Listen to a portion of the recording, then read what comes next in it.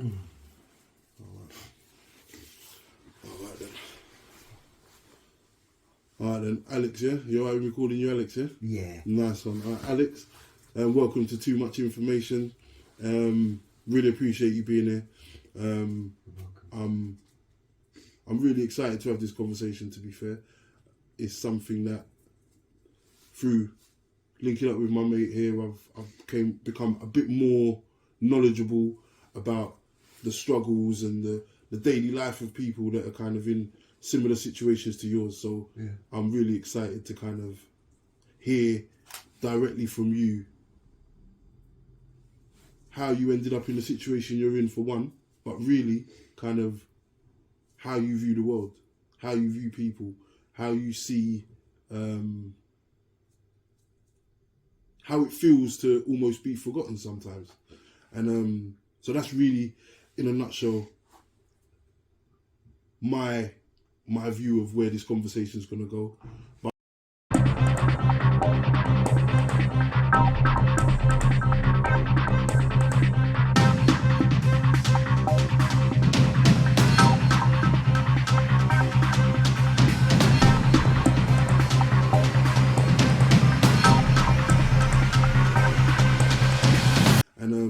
so that's really, in a nutshell,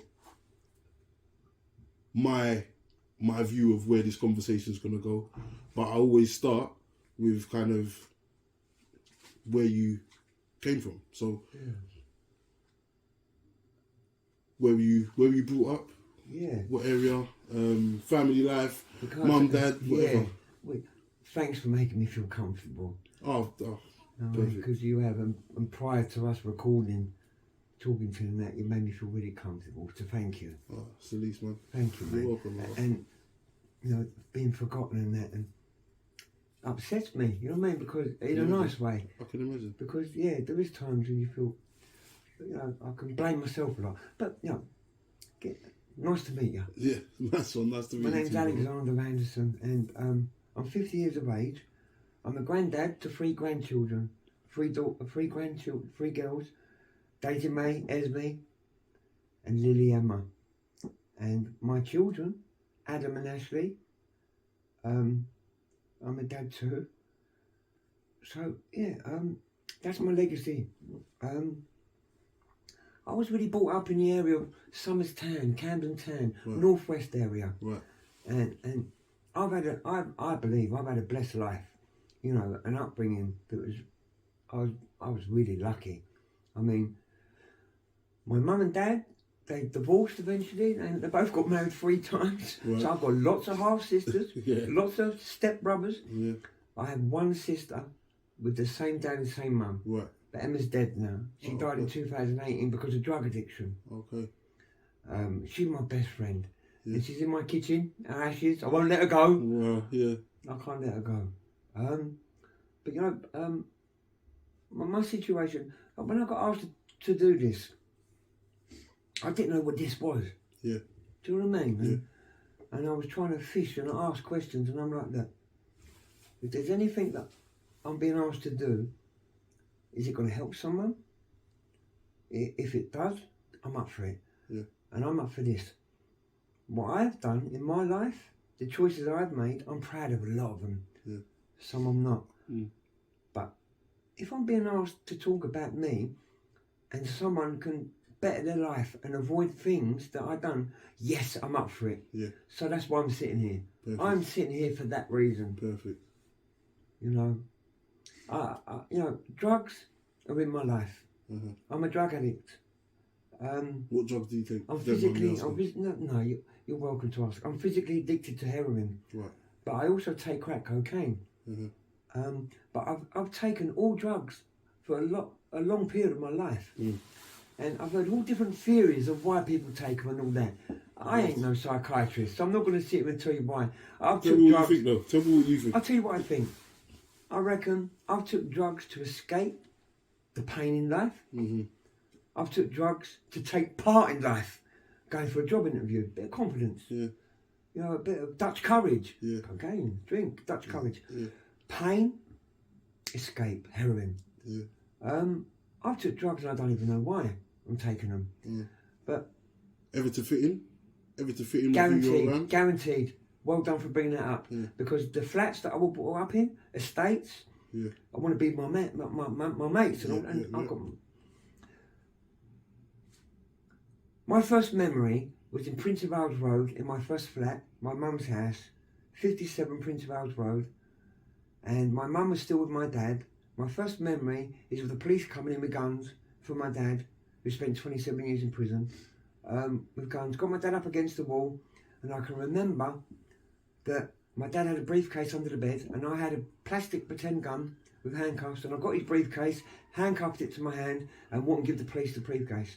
And I can remember the police asked me for it, and I wouldn't give them it. And my dad was in his Y-fronts, that's how long ago it was, and in the 70s. Alec, come on son, give him, no, I'm not giving him dad. And I can remember that. I love my daddy. My daddy's dead now, but that was my earliest memory. But we had everything. I mean, I didn't know at that time. My dad was a criminal, and we lived in Agar Grove and Prince of Wales Road, and we had 2 Rolls Royces. One was a silver one, silver and blue. One was a gold, a white Jaguar, and a convertible brown MG outside 142 Agar Grove. We had the 3-story house. I had everything. I didn't want for nothing. But then a week later, my dad had been in prison for 5 years, and we'd be at my nan's with no money, being fed, Wow. And yeah. It's got to be pretty hard for a kid to process, though, isn't it? Yeah. It's got to be pretty. What was you thinking? Do you know what? Looking back, you know what? Thank you for saying that, because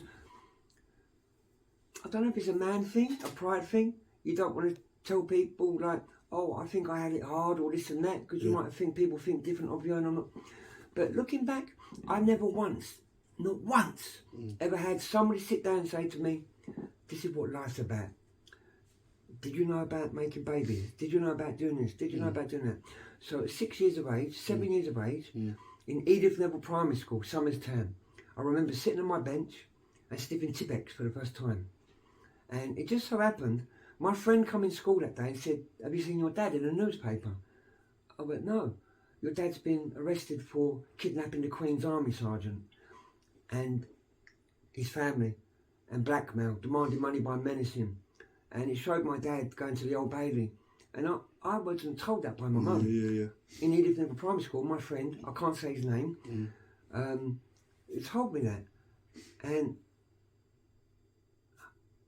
years later, I don't know if I've done therapy or anything, or I spoke to people, and they were trying to link that with saying, when did you start taking drugs? I said 7 years of age, Tipex spinner. When did your dad, 7 years of age? So it might have been around that time. But you see what, can I fast forward quickly and say to you, my son, when he was 7 years of age, I love the fact that he was a 7-year-old playing with toys. And I'm looking at him thinking, I was over the railway line sniffing gas and glue at 7, 8 years of age. Running round to the sweet shop when my dad was in prison, robbing the shop with my plastic gun. When my dad come out after that prison sentence, Alec, come here son. My dad was Scottish, by the way. And I'd go and sit with him, and I remember saying, Alec, come here son. I've just been round to the shop to get my newspapers, he'd just come out of prison. And the man said, you went in there with a gun, your plastic gun, and he gave you 2 pences and chocolate. He said, you can't do that, son. I can't remember this happening, and I can remember doing the shop, but I can't remember the conversation with my dad. But my dad turned around and said to me years later, that's my daddy. He said, I turned around and said to him, I want to be like you, Dad. And then he looked at my mum, and he didn't know what to say. So my mum divorced my dad when, in the papers, we kidnapped the Queen's Army sergeant in 1980, so you can all look that up. And we moved to Highgate Road. And my mum, I love you mum, she's in heaven too. My mum and dad were different. My dad was touchy-feely. My dad would always give me cuddles, and I love my daddy. I love him so much. But he spent the whole of 1960 to 69 in prison, 70 to 71, my dad's story was brilliant. When he come out in prison in 1969, it's not about my dad. I'll tell you another time about my dad. It was an amazing thing. He come to King's Cross, and with 2 suitcases full of £5 notes, and he bought one week, one the next week. On the first week, he pinched the girl's bum and bought me tea. She turned around with the coffee and done him in the face and cut him. A year later, my sister was born. That was my mum. he ended up coming back the next week and apologised to that girl opposite King's Cross where the McDonald's is and the Wimpy. Wow. It was a cab. That was my mum. Wow. And they ended up falling in love. And then I was born. You know, and then my dad went in prison again, all of the 70s, come out, then got nicked for the Queen thing. Anyway, I'm here to try and be honest and help someone. So I was sniffing gas and glue and Tibex and all that. And I was going out of my house at 7, 8 years of age in a newspaper, nicking hubcaps, Rolls Royce hubcaps over Highgate. 8 years of age. Yeah. And I look at my son watching him playing his little PlayStation and I love it. He's 30 now. No, my son's 26 now. Sorry, my daughter's 30. And you know, I started thinking about myself. For the first time, I started feeling sorry for myself. Yeah. An 8-year-old boy on his own. My mum divorced my dad. I'm not blaming your mum, but my mum was out. My dad was in prison. And I'm out taking drugs. And is that because of the people you was around? Is that because of your friends? Because I'm thinking, no. How did you know? No, I'll tell you what happened. How did you know the Tipex? Well, when I moved in, right, exactly. There was somebody told me about this thing you done in your sleeve with aerosol cans in school. I didn't like it. I didn't like Tipex spin. I didn't like it. Yeah. But then someone told me about the gas. Liked it. Yeah. When my dad got arrested for the Queen, kidnapping the Queen's Army Sergeant, demanding money by menacing. Yeah. My mum moved to Highgate Road, Carroll Close. And for those of you, I've got nothing to hide. I lived at 28 Carroll Close and Highgate Road, next to the band Madness. And my mum divorced my dad. I like to take chances. I was one of the ones that would take chances. And I remember moving in them flats and the whole flat's ganging up around me and the big boy coming out and trying to bully me. And I started to fight him. He was like twice my age. And he upset me. I ran up to my mum's and I remember the bloke she was with, Joe Carlin. I love you, Joe. He had a thick babe by his bed and I picked it up and I run downstairs and I started chasing the boy around the babe. But they loved me for that. Yeah. But I don't know. I think I was one of them ones. I wanted to be liked, but I also feel that I was one of them ones that danger. I don't know. I was the one that would take more chances. And that's what happened. I moved to Highgate Road. I was sniffing gas, sniffing glue. I don't know why. My mum, at that time, with Joe, she owned pubs, clubs, sweet shops. We had the Adelaide pub in Liverpool Road. We had the A&R club, which we bought off of Ronnie Knight, the gold bull in rubber, in Tottenham Court Road. Sorry, Ronnie. And we had the sweet shop in Sunny Hill, Highgate Road. But my mum was off with other men. And not other men, sorry, mum. But she had three marriages, and my dad was in prison. I love my dad. And I used to go to visit my dad, taking drugs to him. 12 years of age, I was taking puff in prison.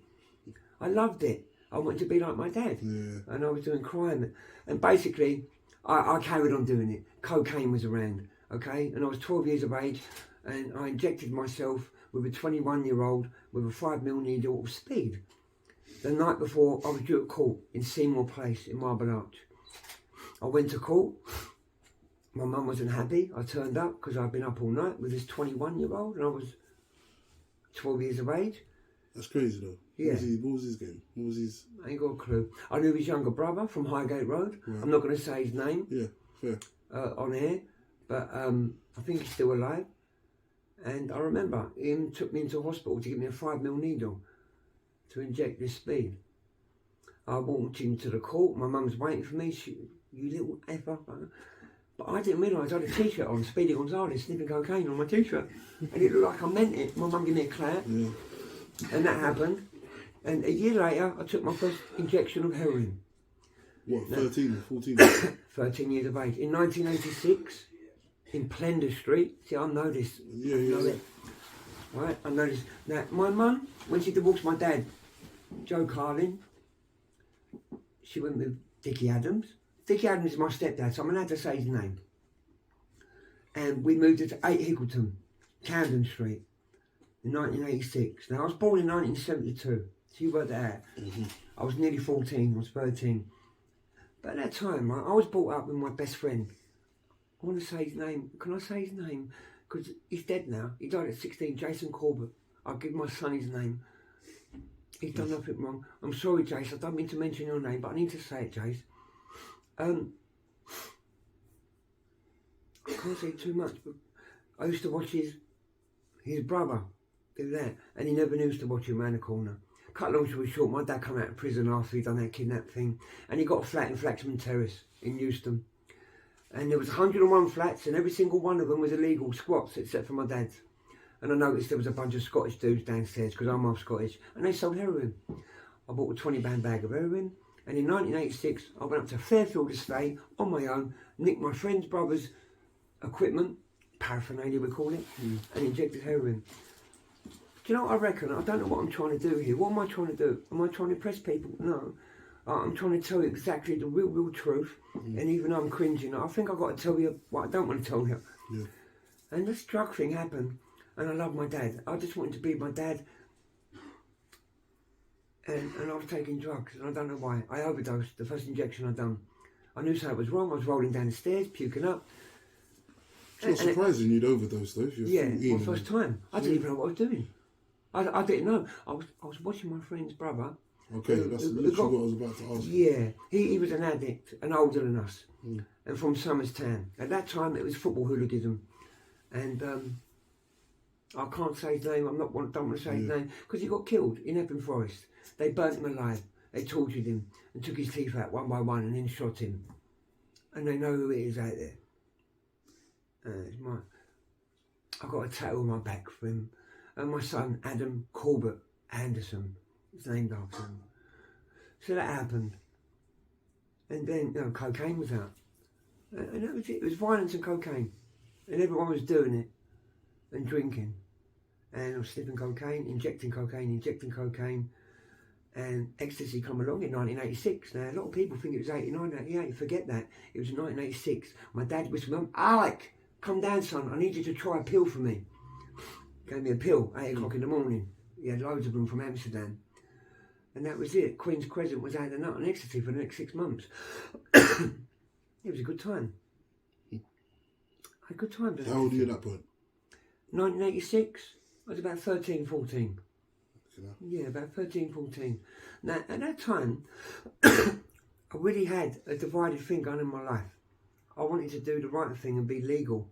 I wanted to do the wrong thing. Yeah. When my dad came out of prison, he bought me a brand new Lotus Elan, convertible, green, racing green, beautiful. And I'd gone to college and done 3 years at Triangle House in Hackney as a carpenter. I liked the word carpenter, so I became a carpenter. Oh shit, I lied. I used to sell dope, so I'd give kids dope to lie for me on the questions. Right. And when it come out and I qualified, I was the last apprenticeship to give them the funding for Camden Town, Camden Borough. And I worked in Camden Road on my first job, and I pulled up in my Lotus Elan, brand new, and I left my dad at the pub in Morton Crescent. He'd just come out of prison. I took my tools out the back. I went into there and I reported to a job, and the Irishman said, "Go in there and build me a 16-inch box for shuttering," meaning concrete poured in. Yeah. And I was there for an hour and I couldn't do it. I ended up smashing it with a hammer, and he's come out and heard the noise. What the fuck's going on? It's 3 years I've been at college and I couldn't even build a box.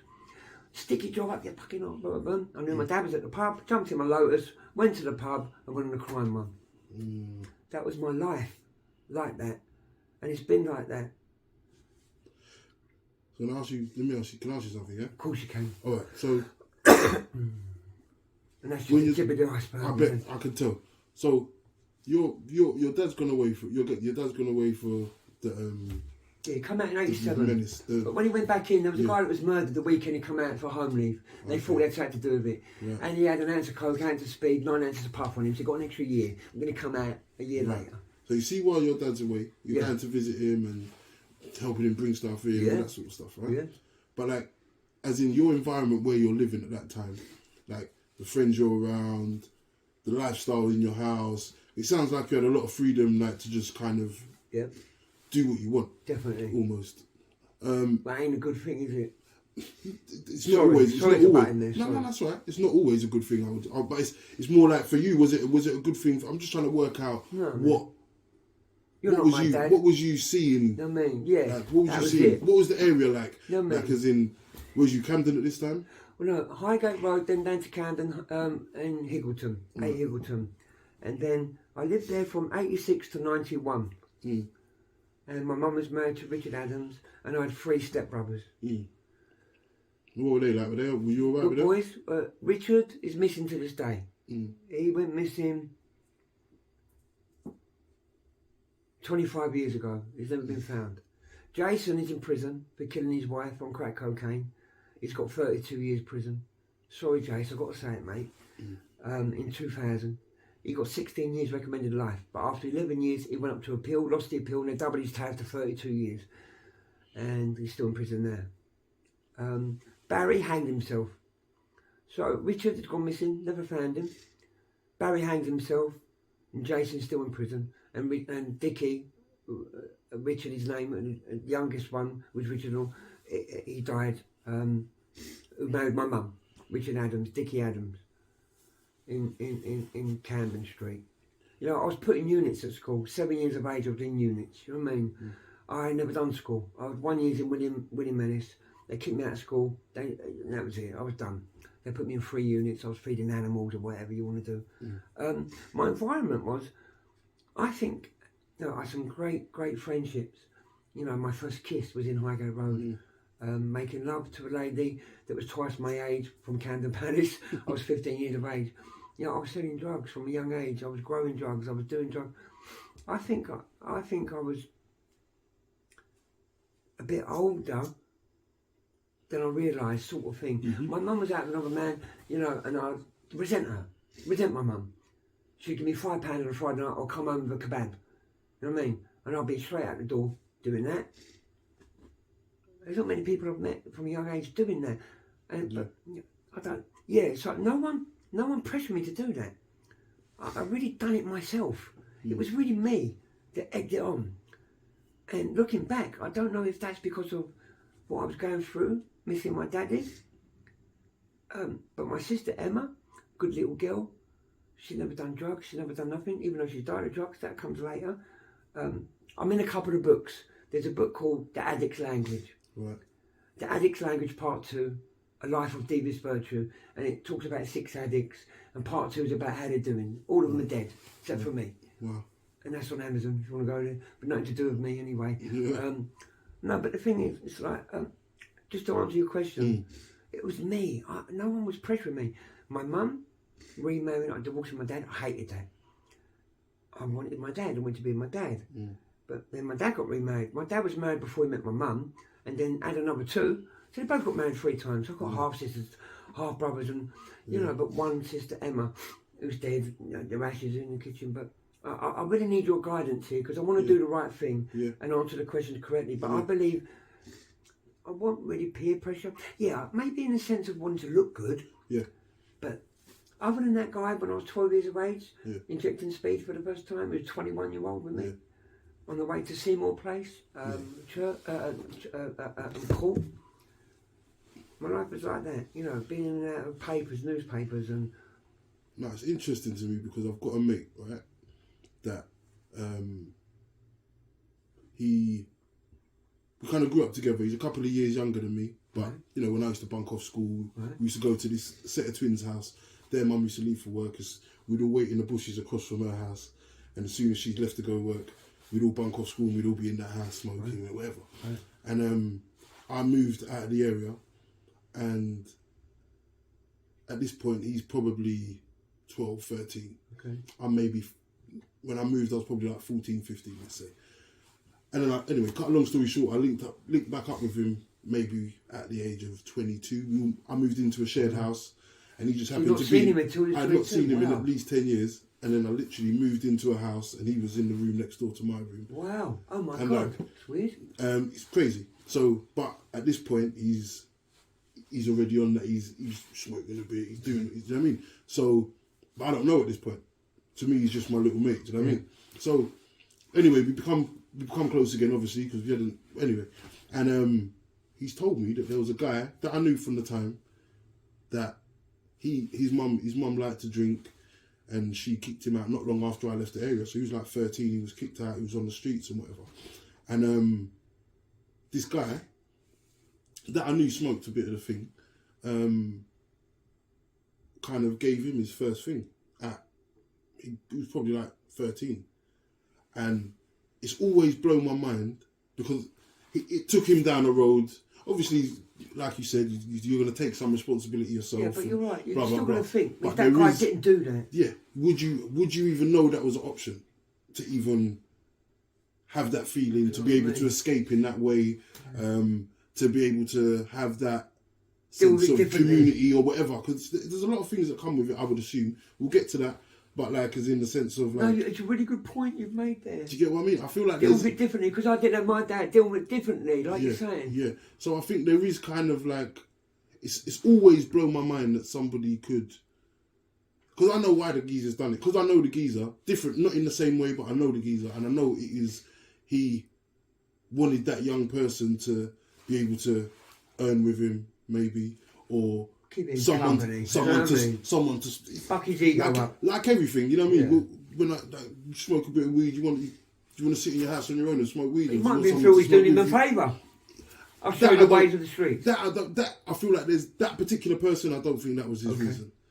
Just because I know the guy. Okay. And so it's all when you say your story about like a older guy with a kid. Like, don't get me wrong. There's always like, I feel like there's a limit, as in. You can be an older guy and have somebody that's younger than you, that's kind of like whatever. But a 12-year-old that's crazy. 13-year-old, a kid. You know what I mean? And you're grown and you know what that is. To be able to put that on another kid, I think is 21-year-old. Just bang out of order, in my opinion. Yeah. So, how long were you around that guy in specifically? Not long. Not long. He was like a henchman for a local gangster who's dead now. And you all know who I'm talking about, but I won't say nothing. Not long. I never really liked him. Yeah. Even in the beginning, I never really liked him. But I was just running with him. I knew his brother. I like his brother. He was never a fighter. His brother that done that thing with me, he was like a runner for one of the local Kentish town names, which I'm not going to say. I never really liked him or nothing like that. So I weren't around him long. But I don't know.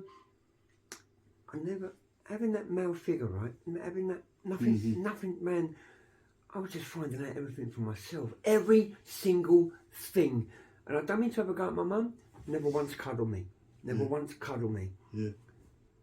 I don't know, but so I was seeking out all this stuff. I was doing all this stuff. I wanted to be the one who said, "I've done that first." You know, when football hooliganism was going on, at Queen's Crescent, and it stopped, and ecstasy come in. It was all love and peace for a couple of years, and it was. I felt I was always taking chances with everything. You know, I wanted to be the one that had the gun. I wanted to be the one that had the knives. I wanted to be, and the drugs. And I like to think. My mum always said, "You've never been a bully. You've always stuck up for boys that was being bullied." Yeah. I love that. My mum always said that to me. But you know, it's like I managed to get clean. You know, all this drug taking and all that. I went and got qualified. I went back to college and become a qualified plumber. Right. After I effed up the carpentry course. What was that, in the 90s? Right, now, in Camden Training Centre, I've done a couple of years there. I've done 2 years worth of work in 9 months, and I qualified in 98, and I bought my first house off of Camden Council for £36,480. 11C Osney Crescent. Yeah. And my brother died underneath. Mick died underneath from kidney dialysis. So I was really trying, and then I met the mother of my children, Debbie. I love you, Debbie. She was running the shop. I was trying to do the right thing, you see. I knew I could earn thousands and thousands, and I was. But I'd rather go work for £3.50 an hour on, it was in stores that sell things to tourist stuff. In Bond Street, opposite the station. And exactly. And Debbie lived.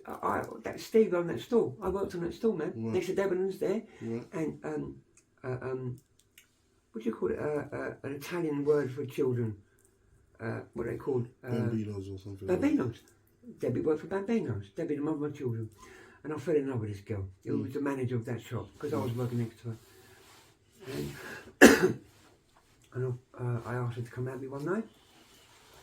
A couple of years later, Ashley's born, Adam's born, and I'm trying to do the right thing. But I'm still slipping back into crime and that, and trying to do the right thing. And that's what's happening with most of my life. I was split up in 2 ways, but I was also into music then. Man, and Debbie is still alive today. She's got another third child. We've had 2 children together. Man, I went to work, done the right thing. Then I left plumbing, qualifications. I'm a plumber. I bought my house and I went on a mad one for about a year. You say mad one, what do you mean? Well, you know, I was saying my dad and my mum had 3 marriages. Right. So I've got 2 half-sisters, same dad, Right. Marisa and Lynn, from Scotland. And one of them had a club in Mallorca. So I go out to visit her after I just sold my house. And it was for a weekend. But I didn't come back for a year and 4 months. Yeah, they locked me up, they sectioned me up when I went out there, because taking drugs out there, kicking off with the police, and it was a mad one. And I met my other half sister, Lynn, who was there, that I'd never met her before. Right. But Marisa knew. So, cut long story short, waking up and being sectioned off with a nappy on, strapped to a bed, and then finding out they were trying to get power of attorney to give me a lobotomy. And my mum got involved with people over here, whatever, the commissioners, I don't know, foreign. Got me out, and I come home, and I was running around King's Cross with drugs, with all this money, and ended up in prison. So my mum didn't actually see me for a year and 4 months, Yeah, before you go further on that, so, when you come back... Surprising my half-sister Marisa on her 40th birthday, just for a weekend. Yeah, but you come back, you've still... With a lady that I proposed a marriage to on the plane on the way back, who accepted it and lived in Surrey. So I went to her house with her because I see her on the way out there on the plane. Right. She was the lady that gave me a few Valium because I was anxious, telling her about, I'm seeing my sister on her 40th birthday. Right. And I see her on the way back and she was shocked. I was black and blue because I was locked up, sectioned. And then, I proposed to her, went back to her house. She threw me the sports car keys, went back to Surrey, and now she's planning our wedding. You've got money? Have you still got money from the sale of the house, or is that all gone by now? Yeah, no, I do still. Do you know what I mean? So then that means. But again, I was living a lie. At night time, right? I was getting the car, and she had 2 grandchildren. Right. And I can't say too much, but they were beautiful. And Knightsbridge, they worked in. I'd take them every morning to Knightsbridge, but I'd come to Camden, and I'd be doing that, and go back at night, and she could suss something was going on. Right. She never done no drugs or nothing? No, she done a little bit of sniff and all that. Yeah. You know what I mean? But, I was doing all that. But that's what split us up, and that was another thing. And again, it's still, my mum didn't see me for a year and 4 months. So do you think having all that money made you get deeper into because I think that as well myself. I think if you... Depending where the person's head's at. Right, go on. What you've had in life. Right. For me, I'm not blaming my dad. I love my dad and my mum. Yeah. But come on now, it's like you hear these stories about people that get famous and get big money and then they die, they overdose. Mm-hmm. They might not have had, I just think it's like it's a hard thing, man.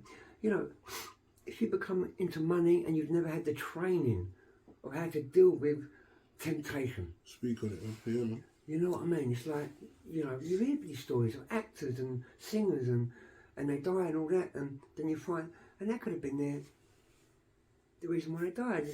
It's really hard because that's what I wanted, because I've been doing music all my life, and that's what happened when Debbie met me. Debbie used to come to my gigs. So let's talk about that quickly. So could I pause? Can I pause this just for 1 second? Of course you can. I've just got to take a call. Is that okay? It's fine, man. For me, I know for sure heroin, and everyone knows, is a physical addictive drug. Mm-hmm. So if you're in hospital and you need it as pain relief, or if you're doing it as inquisitive, after a while taking this drug, you become physically addicted to it. If you wake up one day and say, I don't like this, I don't want to take it no more, you have no choice. You become physically addicted. Yeah. Now that is an important thing to say. Because people that might be young, kids, trying things, like never heard about it, they have to be careful to remember. There's only so many drugs that you can take and put down of your own power. This type of drug doesn't do that. When you cross the line, you have no choice. What's the line? What's the line you're saying? Right. When you become physically addicted to heroin, and you don't know. When I was 12 years of age, 13, we moved to number 8, Camden Street, between Pratt Street and Plenty Street, that's it, sorry. And I'd already injected with a 5mm needle speed. And then, like I said, my dad came out of prison, and in Flaxman Terrace, Flaxman Court, there's loads of squatters and Scottish guys I bought heroin from. From that time, up to then, like I said earlier, I was always that one. If I was with a gang of mates, I'd be the one that said, I'll try it first. I want to do it. You know, Right. I nicked 4 things, you nicked 1.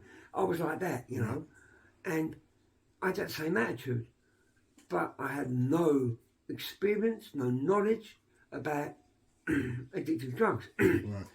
But I've been grown up with this thing, right? You're only a junkie if you take heroin. I can sit in a pub, sniff cocaine, people do that, have a drink because I go to work and I don't take heroin. I'm no junkie. Look at that junkie through the window. He's on heroin. That is exactly what I've been brought up with. Exactly that. You only are a junkie if you want heroin. And I'm talking about sitting in the pub sniffing cocaine at the end of a working week. Working, that covers you, man. You're not an addict. Yeah. Don't know what an addict is. You're only on heroin. But the problem is, I was one of them people, and I loved cocaine in my life. And like I said, from a young age, I was injecting it. Yeah. When crack cocaine come over here around the ecstasy time, for a good 2 years, you couldn't buy crack here. You had to buy cocaine and wash it up, freebase it. And I can remember I was living in Parker House. It used to be a women's prison in Covent Garden, turned into a hostel. And my drug journey had been a long time started by then, but I'd get into Class A things. I was doing cocaine for a long time. Never go near heroin. Hated it. Don't go near it. But then this crack thing, I'm hearing it in papers and films. If you take 1 pipe of crack cocaine, you're addicted for life. You know, and all this stuff. Stay away from it. What I did find out was, if you've never been addicted to a drug before, the amount of time it takes you to get addictive, I believe it gives you 1 or 2 or 3 or 4 more days extra. And that can be the worst thing ever. Right. It can convince you you've got control of when to put this drug down. Wow, okay. So for a few years I was taking cocaine, injecting it, watching friends, after the cocaine had finished, use heroin, and I wouldn't. Right. I'd make sure pre-session, I'd have alcohol, Valium, puff, something to come down. So when the cocaine went, or did wash up crack, I'd be taking not heroin. And I can remember, I don't know how it happened, but there was a big session going on. I was living a lie, girlfriend, and working. Don't do drugs, only puff. Every few months, I would create an argument, convince her it was her fault, go to London, Camden, have a session with my friends, but not take heroin. On this one occasion I did, because I couldn't get nothing else. And cut long story short, I had become overconfident because I wasn't getting addicted to it physically. And then I went on a little holiday to Blackpool, and halfway through the holiday, I thought I had a flu. Rang my friend up and said, "Oh, Neil, how'd your holiday out?" I said, "Great." I said, "But for the first few days, I can't get out of my bed. I'm kicking and jerking." And he said, "Alex," he said, "you've got a habit." I went, "What do you mean habit?" Heroin. "Oh, don't take it." He said, "No, Al, the habit." He said, "But thank God you didn't know." I said, "Well, what do you mean?" He said, "You took heroin with you to the holiday." So when I come back from the holiday, I was clean because I went in for a week. Right. So this is what happened. And this was the worst thing I'd ever do. And I've got to be honest with you, I don't know a lot of things, okay? But when I got approached to talk about this and I was listening to what's going on, I'm thinking, I think this is about being nice and helping people and sharing from your heart. And there might be something from there that could help someone. Yeah. So I'm thinking, I'd love to be part of this. It's an honour. But this is the thing. When I come up against crack cocaine, I was already on sniffing cocaine. I thought there were 2 different things. Sniffing cocaine, I'm fine, because I'm going to work. I'm not an addict.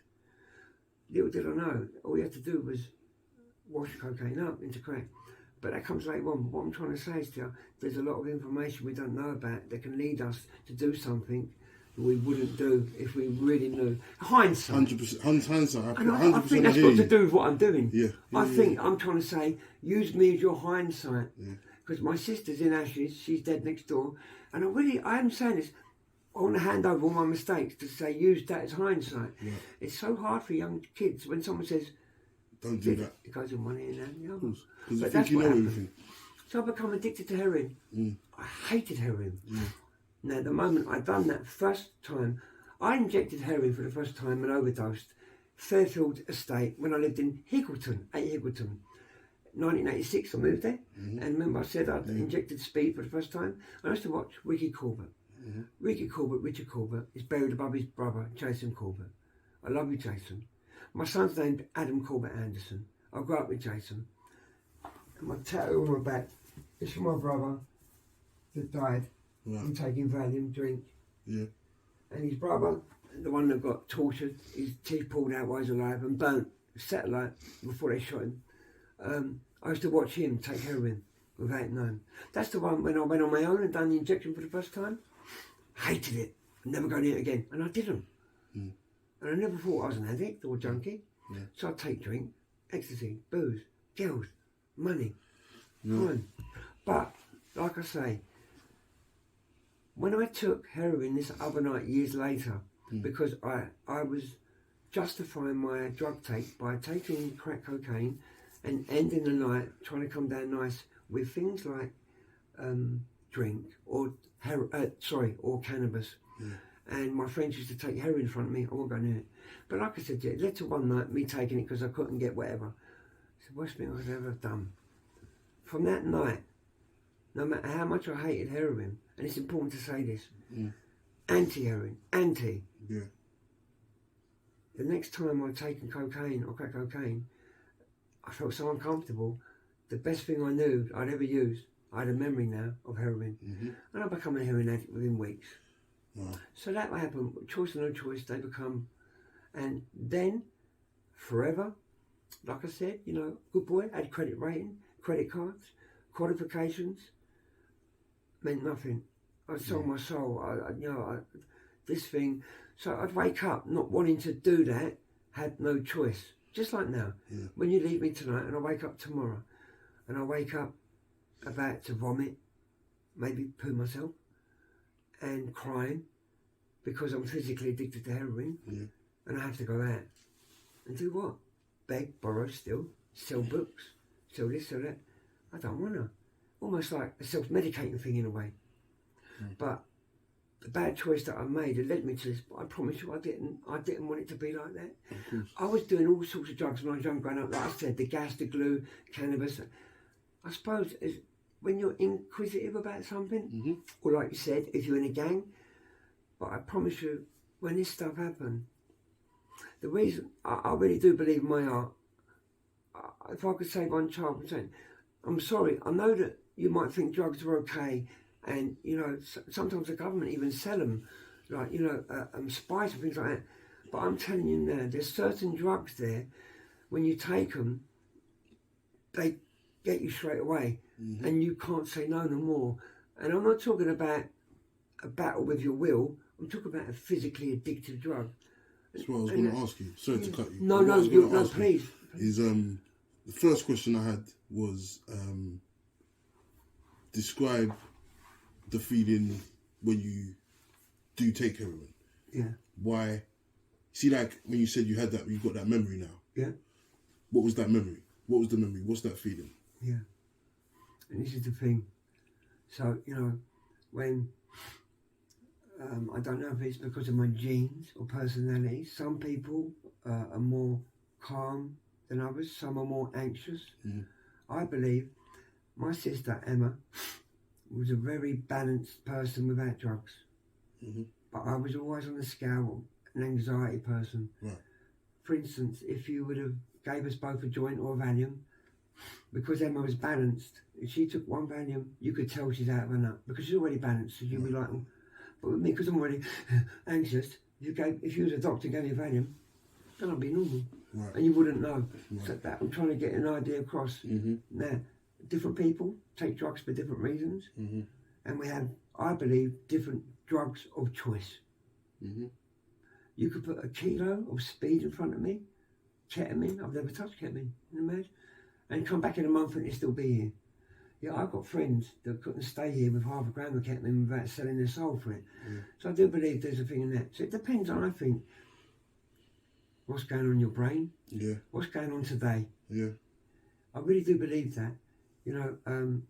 Some people find it hard to cope with life on life's terms. without the use or changing the way they feel. And like I said, I used heroin that first time injecting, but when I overdosed, rolling down the stairs at Fairfield and puking up, I knew something wrong. I hated it, stayed away from it. Years later, when I started to inject cocaine, I was always sniffing cocaine, injecting. I never had any urges to take heroin because I never had any recent memories of how it made me feel. Until that night where I couldn't get my normal thing to come down after a session, alcohol, drug, and I used heroin.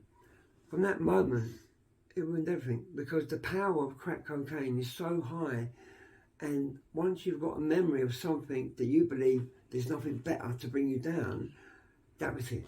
I become a heroin addict whether I liked it or not. I don't know if that's what I really, because what it is, let me kind of help you. I need your guidance. All right, I spoke to a geezer when I got kicked out of my mum's house at 17. I lived in a night shelter in Stevenage for a while, and there was like a few people there that was on heroin, right? And I was asked, there's a geezer I used to roll. I used to be with him every day. Anyway, I was with him every day, and obviously you'd go out. You'd maybe, I remember the funniest story, little separates kind of system like that one you got over there. He walked in Argos, minding our own business, walked in Argos and he just literally unplugged it from the back and walked out of the shop. And I'm 17, I'd never seen anything like it in my life. I was like, what the fuck? He just run off down the road. Anyway, so that's not what I was saying. But anyway, just to say this is the geezer, right? So I spoke to the guy afterwards and like I've seen him do his thing or whatever, and I'm like, what does it feel like? So I've asked him. And that's what I've asked him, what it felt like. And I've said, and at this time I smoke a lot of weed and whatever, and he was saying to me like, he just said to me, don't ever try it because it's like smoking weed but on steroids. It's like the relaxation, the peace, all of that. So that's what I'm kind of asking you, kind of like if you could describe what that once you've banged it up or smoked it or whatever. Euphoria, what is buzz, what is that? Like for me. Yeah, for you. Because like you say, it's different for different people. Really strange. It's like, I don't know if I spoke about this earlier, but in hindsight, when I took drugs, I believe I took drugs for more than one reason. I took drugs sometimes because I was in so much pain, so I wanted to escape. Sometimes I took drugs to help me take part in life because I needed confidence. Sometimes I took drugs and I don't know why. So it's all that stuff going on. But I can tell you this.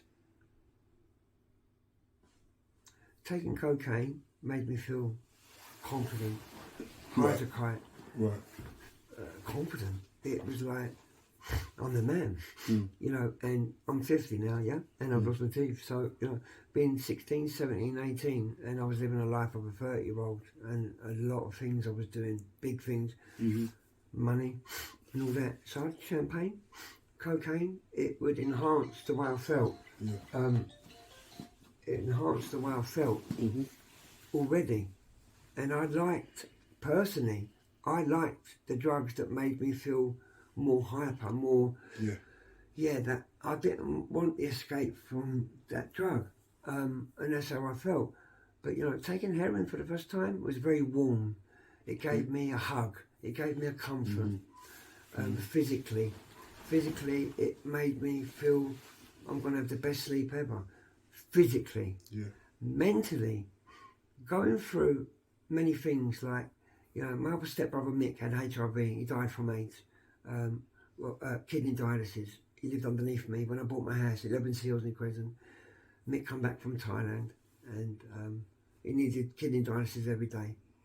And he didn't make it because of crack and heroin. He missed his appointments at the Royal Free and he died in his house. You know, physically, even though it made me feel warm and all this and that, it wasn't just about that. I labelled that drug, even though I hated it, as an escape, a numb drug. I can't cope with losing loved ones. And that would be my bury the head in the sand. I always felt them type of drugs like barbiturates, pills, drugs that made you feel, I don't know the word, when you go, very gouty. And I felt that was because of life's problems were overwhelming. Yet, if it's the opposite way round, I'd want to be awake to life's issues by sniffing cocaine, having a drink, having a stalk, having a knee, because I'm, look at that girl, she's lovely, I'm having a dance, taking part in life. So there's two things happening there. You've got two roads you can go down, and they're both destructive. And the drugs that, escape, downers, take part, uppers. And that was my experience. So, but the way I felt, very warm, comforting, just a false thing, man. It gave me everything. It was like my nan giving me a hug. Yeah, I hear you. A warm hug. And I've just found out that a family member's died. And I feel naked, I feel scared. Getting heroin, hug. So let me ask, sorry, this is what I want to, because I've just from listening to you, I sense that, or I hear that loss is like a huge, it's not only has it been a huge part of your life, but it seems to be like a huge part of the reason why you, because like I said, I do want to kind of get into like I said to you, just talking to you for whatever it's been, hour, 40 minutes, whatever it's been, you're not silly. You're very switched on. You've obviously seen a bit in life, and you obviously know that kind of the things that you do, or this drug in particular, has a negative influence on your life.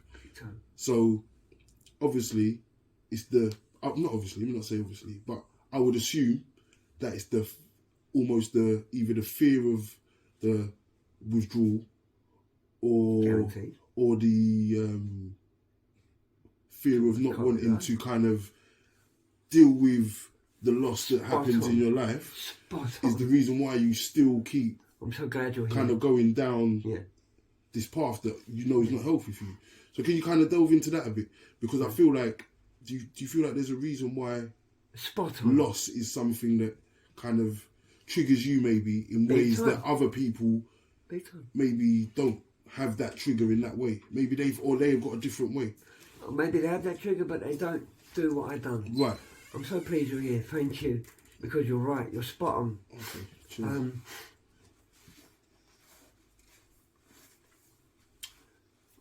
I'm the youngest in my family.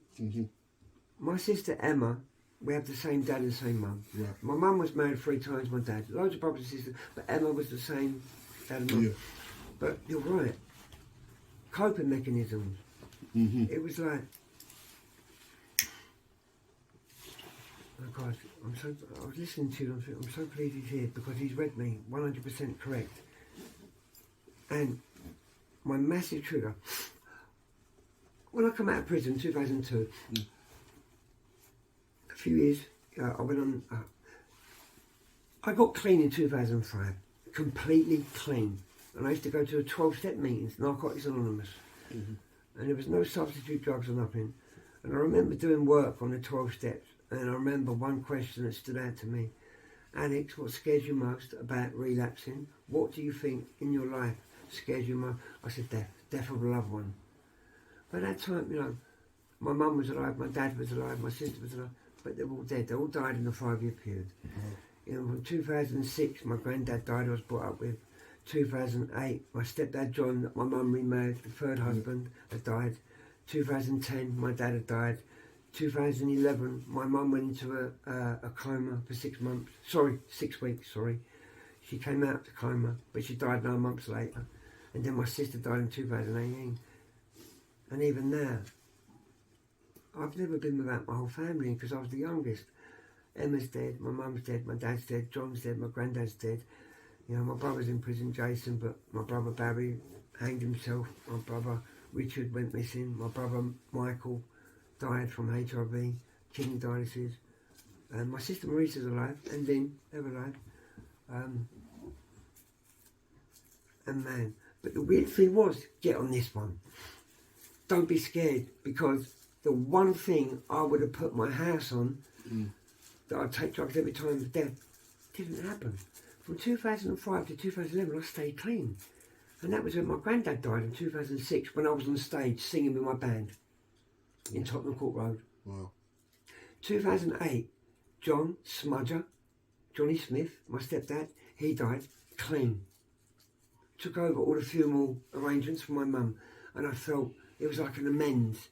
All this time, you know, I'd been emotionally, physically, whatever, I just felt I was present and it was amazing. But I didn't want to use drugs. And in 2009 to 2010 also, in between my stepdad dying and my real dad dying, I was on chemotherapy for a year in a UCH hospital from February 2009 to 2010. I was on chemotherapy for my liver. I'm still here. And then my dad died in 2010. Stayed clean. Went to Scotland when he died. Went a week later, arranged his funeral. I stayed clean. Went to Thailand. I became a scuba dive instructor. 2010. Then my mum fell into a coma. I come back. She come out of the coma after 6 weeks. I stayed clean. And then I relapsed after every one of them died. And it's me and my sister together. So I'd already relapsed. And Emma died in 2018. But I was saying, the one thing I was convinced I couldn't cope with was the death of a loved ones, man. Just too painful. But I stayed clean. Not my own. I went to meetings, I met friends, having coffee with people. I believe if there was anything I'd done to contribute to me staying clean, it was making a phone call for help at the right time. Not after I'd used drugs. Before, when I wanted to use drugs. And that's the only one thing I can claim. Other than that, God, if there's a God, Mother Nature, friends, I'm telling you, because I know I couldn't have done that. So I'd like to say to people that I know if you're like me, and you're thinking you want to get clean, or you are clean, or but you're scared of relapse, if you're like me, the one thing that comes in my brain would be people I love. What would I do if they die? And I stay clean, so you can. If there's a good thing I can say about that, you can. So that's what happened.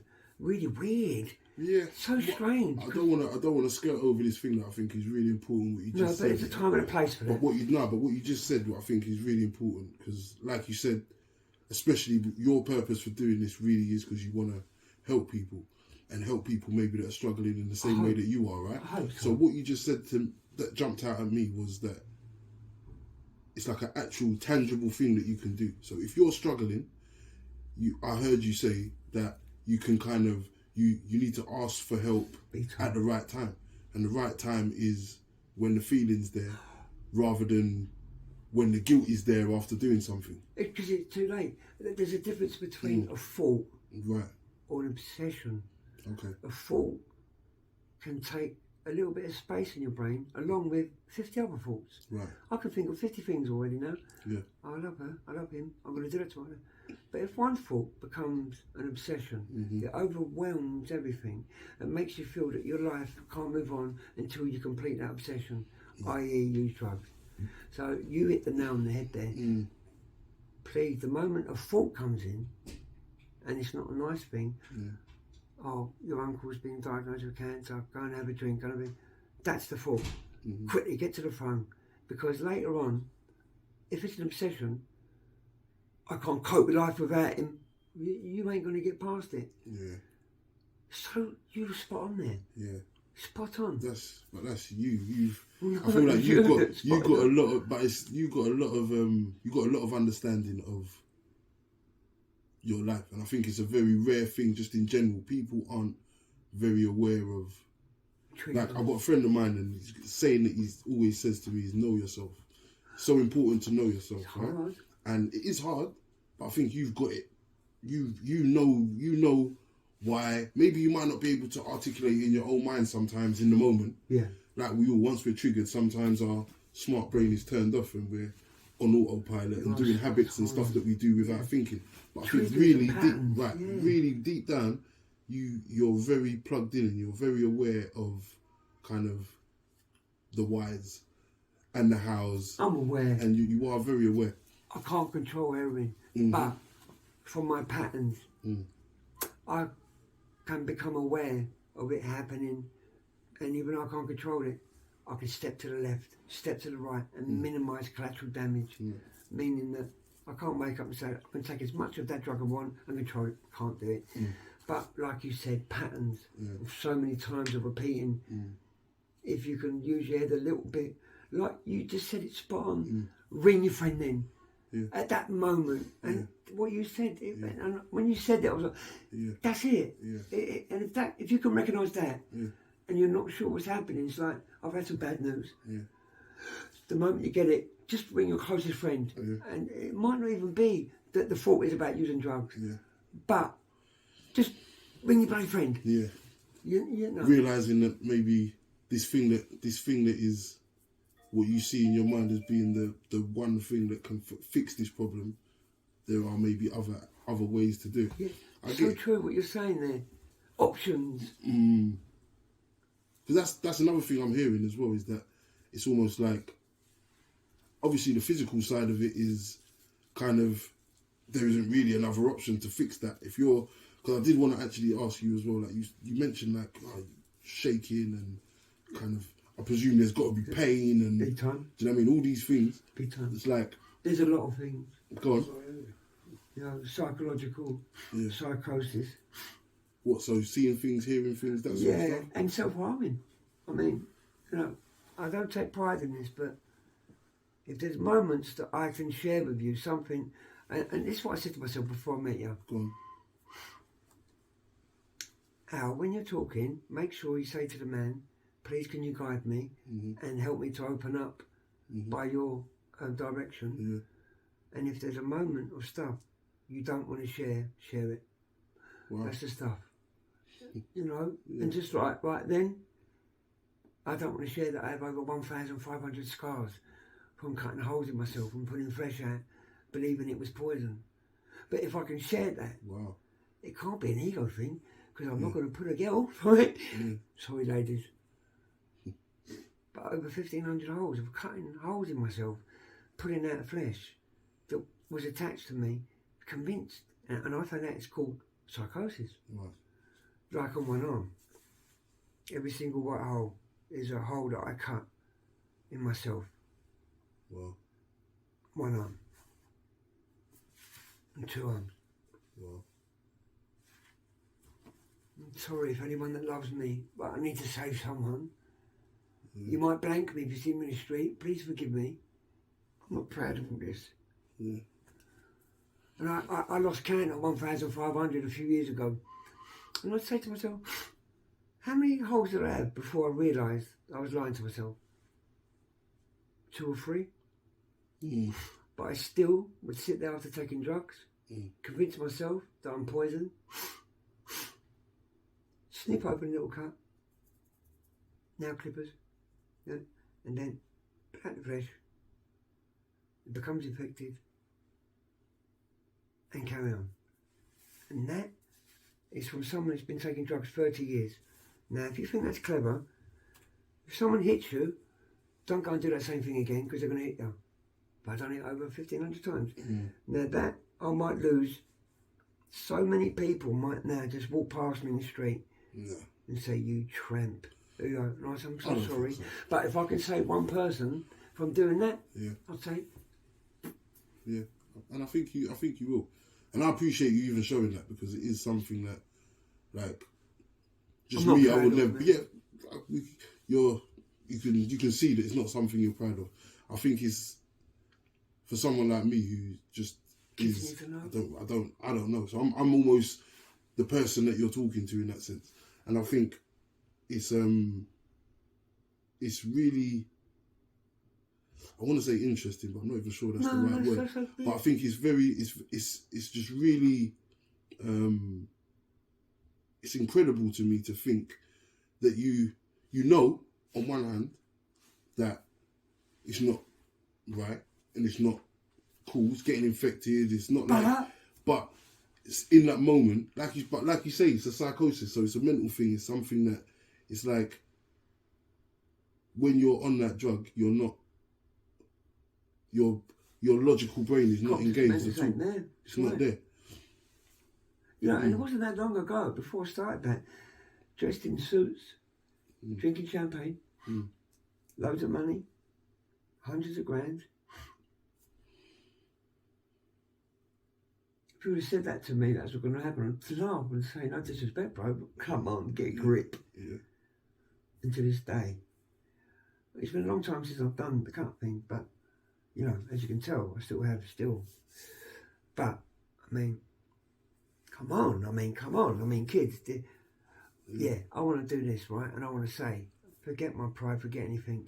I'm telling you now, I love drugs, all sorts of drugs. I was one of them ones, take this, take that, take this, take that. Yeah. But I'm telling you now, it's really hard for kids, especially when you're at school and you tell them something, it goes in one ear, I don't know. And personally, I mean, what you're trying to do and everything else, I think it's wonderful. But just in my heart, I'm just like, look, my mistakes. Do you know what I was saying earlier about my mistakes? I'm not trying to think I'm cocky or tell anyone. I'm just trying to say, guys, listen to me, and ladies, this is what I mean. There's a lot of lies going on, and I'm sorry, I'll shut my mouth. I'm sorry. No, I think it's what I'm hearing you say is that, you know, it's not, you're not doing it to look big and clever. No. You're doing it literally, and I think it's the perfect example, just to actually show people that what you said earlier, like, yeah, you think you could control it right now, but 9 times out of 10, it's only going to go one way. There's going to come a point where the strongest of the strong, the people that are able to high tolerance to drugs. What you said, there's going to come a point. Yeah, because look, if you've been doing drugs since however old, you've got a high tolerance for drugs. You've got a big network of people that you're friends with. You're popular. Everything to say that I should be on top of the control business. Right, and then there comes a point where, like you said, maybe it's ego, maybe it's not being aware of yourself in the moment or the situation, the reality of life at the moment, where now all of a sudden you're not in control. Can I ask you something? Of course you can. Them things you just took a point of saying, Yeah. them things, wrongly believing them, can lead you to taking it, can't it? Yeah. So there's more than one thing that can lead you to down the wrong path. Of course.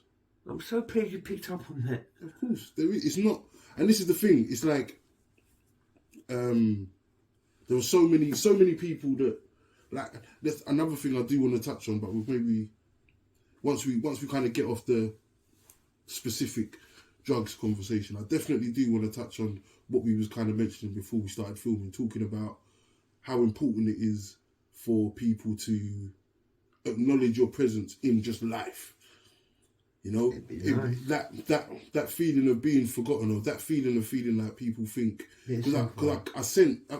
Just from what you said earlier as well, you said something like when you showed your scars, you were saying like people are probably just gonna ignore me now or walk past me, and I feel like that comes from experiencing people looking past you like you're not there, and all those kind of things. So I think it's really important for you to kind of, if you're alright with it, and kind of delving into that, like how you're on your daily journey, whether you're out on the earn, whether you're just going somewhere, doing whatever, how does it feel when, I don't know, you might just be asking for directions or something, and you ask someone, excuse me, mate. People hold their handbags and walk away from that. Yeah. So how does that feel? Just on a daily? It don't feel great, but, you know, there's a few sides to each coin. It's like, you know, I have to look at it, and it's easier said than done, but I have to look at it like, I can walk down the street and feel like Alex, and Alex has been a healthy man for many years, but I might not look like that. Mm-hmm. And I can walk down the street, people, Boyd, this. I've had people come up to me, here mate, take some money. I go, what mate? I'm like, what? Because I'm not realising that what I'm seeing. Look at me today, I've lost all my teeth. I've lost 4 stone in weight. But I feel the same inside, not the same. I know what you're saying. Yeah. I know what you're saying. And so I have to say that, first of all, I don't think it's nice to jump on people's first reactions. It's not nice because they don't know me. Yeah. So, and they might have had bad experience.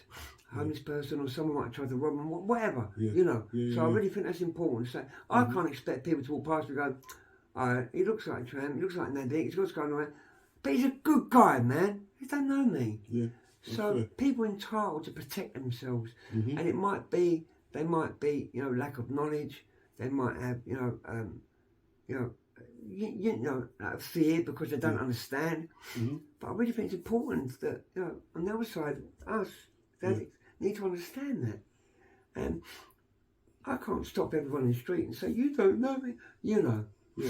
So it's really difficult. So No, education, right. I think... You're right, but I'm not saying it for you to say that they're wrong. Oh, no, I'm just wanting to... I just want to know how you feel, because some people might... myself included, because I'm not going to go on like I'm bloody... Sad. You know what I mean? The other day I was sitting there at the station, something hit me, and I thought, what was that? I thought maybe it was rain. And something hit me again, and it was a half-eaten chocolate digestive. So there's half a dozen kids throwing them over at me, by the way I looked. And I felt sad, man. Of course. It made me feel sad. It made me feel sad. And I started to just feel...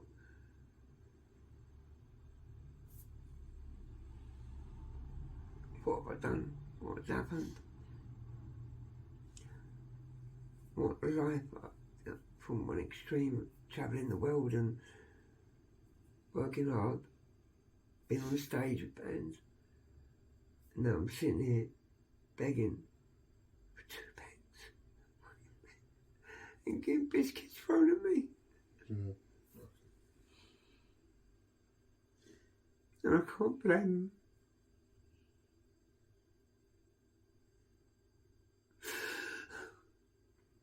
It don't feel nice.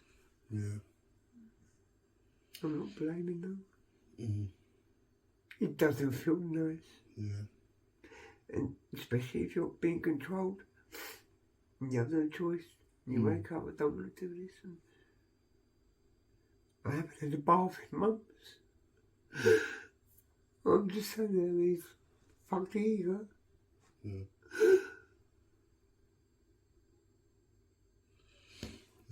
All love for yourself goes out the window.